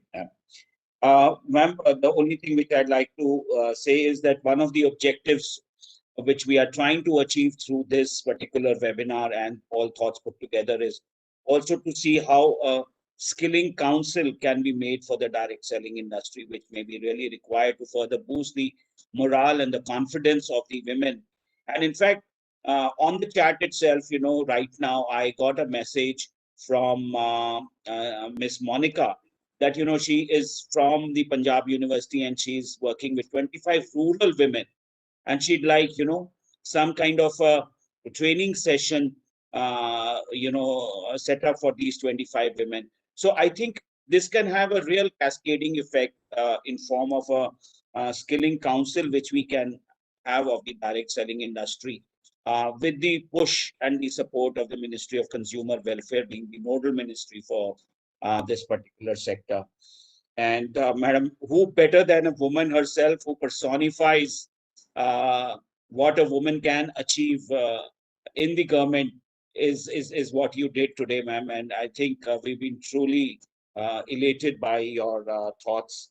And with this request that please do engage PhD Chamber in your consultations which you are having with the direct selling industry, because now we have a dedicated sectoral committee on this, and we will be very willing to put forth our knowledge and our experience behind this with the efforts of the government. So, thank you, madam. And I know you've been a very, very patient listener. You had to just go off for a call. The message, my apologies, which you sent probably to the host did not reach me. Yeah. So my apologies. May I now request our co-chair of the Skill Development Committee to give his quick concluding remarks before I ask the lady of the Skill Council, the Skill Committee, Ms. Kadambari ji, to give a formal vote of thanks. Over to you, Atul ji. Thank you very much, Nidhi. Just to put this in right perspective, there is already, you just mentioned about a council. There is already a council called RASI, which is the Retail Sector Skill Council. Retail, which yes. probably already covers this sector. And if it does not, it can very easily be aligned into that because they are doing a lot of online work. We have had a very exhaustive interaction about practical implementation and concepts about women's scaling, employment and entrepreneurship in various verticals. But in my concluding remarks, what I would like to do is refer to our own horticulture initiative in the hill state of Uttarakhand, where we have provided employment for over 1,200 days in the last 3 months. Surprisingly and very happily, out of which 500 women are 500 women work days have been incorporated. We found that unlike the men there, the women showed excellent entrepreneurial abilities. How? They made small groups of fellow women and started requesting us to give tasks on contract basis, where the men were always interested only in daily wages. Kaam kiya, le gaye, chale gaye. In the light of this, and also because we are a company in the skill ecosystem, we started taking numerous capacity development initiatives to train these women. And now we are expecting to see some more prominent businesswomen, women coming up in this particular area. So apart from having access to more income, we found that these women found more recognition in the local community, and we are expecting now to provide almost 20K working day employment in the next 3 years, out of which 60% should be women. And even in our skilling company, more than 75% of the skilled women strength is women. And as a firm practitioner of gender equality, we are paying and treating women at par with men in both our businesses, horticulture or skilling. Finally, I hail what Ms. Alka Kaul said, and I realize what she says, and I assure him that I am one such father who already has a daughter, and the only thing that is important for me is the fact that she should carry a driver, which is for security reasons. You've obviously heard that very famous saying, give a man a fish and you feed him for a day. Teach a man to fish and you feed him for a lifetime. However, our company and we and me as a father have believed that when you skill a man, you skill a man. But when you skill a woman, you skill a generation. So therefore, this is a very important aspect of our work. And at this stage, these are my concluding remarks, and I must thank Madam Khare for her specific speech and sharing her views with us. Over back to you. Mr. Sehgal. Thank you very much, Mr. Anand, for actually sharing those wonderful remarks. When you say specifically, when you skill a woman, you skill actually a generation, and it's so very true, so very true. So you I have think all we the should. women. In fact, I believe, Vivek, if we can take this as a motto or a logo or something like that, and start a program on this within the skill committee, it will be a great doing. Sure. While we still emphasize that we do need, as the direct selling industry feels, separate skill council, because the needs of the direct selling industry is slightly different than that of the retailing. I'm sure Madam Khare will help us push that across. So over to you, Ms. Kadambari ji, for a formal vote of thanks. And we couldn't have really had so many women, more than so many women actually on this webinar, and of course having the final heartfelt vote of thanks from the lady. Over to you. Thank you so much, Mr. Sehgal. And we had indeed a very fruitful, eclectic, and informative session. And on behalf of the PhD Chamber, I would like to thank the eminent panelists for their comprehensive address on a topic like this. And I thank the PhD leadership for their valuable remarks and support. I would like to express my very sincere, very special thanks to Ms. Nidhi Khare, Additional Secretary, Ministry of Consumer Affairs, Government of India, for being with us today and addressing the participants. Madam, and I'm sure I speak for all of us present here, it has been such a privilege to listen to you, and your observations have been very invaluable, captivating, with a very balanced perspective. From a time when 100 years back, women had no right to even hold property. They had no legal right to hold either movable or immovable property. Finally, to now, when in 2005 and 2020, women have been given equal rights, at least on paper, we've come a long way. But the fact that even in independent India, this process took so long reveals the inherent lack of empowerment of women as a class historically, and the acute need for developing gender responsive strategies for empowerment and skill development for women. Laws and policies are sometimes framed without understanding the real challenges from the women perspective. And let me clarify, as a working woman, I can say that women don't need SOPs. They just need equality in perception and expectations. And besides gender equity in law, and as Madam Nidhi Khare pointed out, we we are experiencing a tectonic policy shift brought about by the new work from home scenario during the pandemic. And the role of women in the new economic order will, of course, take a shift. And we are glad that our government, as Madam Khare pointed out, is already working towards building a policy stimulus geared towards the new situation. Some of us have also stressed on skills that can enable women to take care of home management and childcare. But as some of our women panelists, Dr. Alka Kaul, for example, stressed, you cannot expect a woman to be a superwoman doing everything with perception, with the perfection.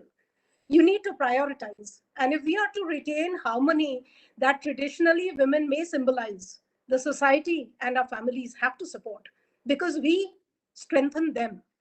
The process of empowerment is thus both individual and collective. And there is a requirement of a shift from small skills to women entrepreneurship at a community level. And I might cite the example of Bora community in Gujarat. When a few years back I was reading about them, they had set up community kitchens so that their women folk could be free of making food all the time and could concentrate on economic development, building up the economic strength of each of their families. So in today's time, skilling as opposed to mere education has indeed become a paramount importance, and these skills have to be relevant to the emerging economic environment at the global scale. And I'm confident that the PhD Chamber of Commerce and Industry will continue to work towards better and a stronger collaboration to make women as a class more self-independent, empowered, stronger. And once again, I thank all the panelists and the participants for their esteemed presence and inputs. Thank you so much. Thank you very much, Madam Kadambari, for that hearty vote of thanks.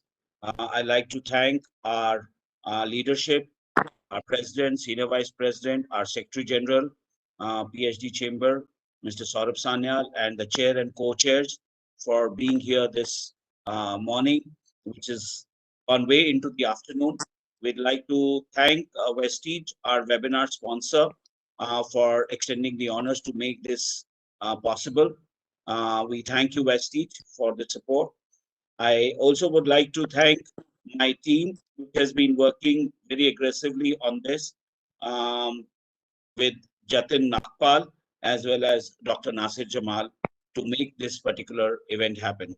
So thank you, team. Thank you, everyone. And have a nice day ahead. And be positive, but stay negative. That's all I can say. Thank you very much. Thank you, sir. Thank you, sir. Very well said.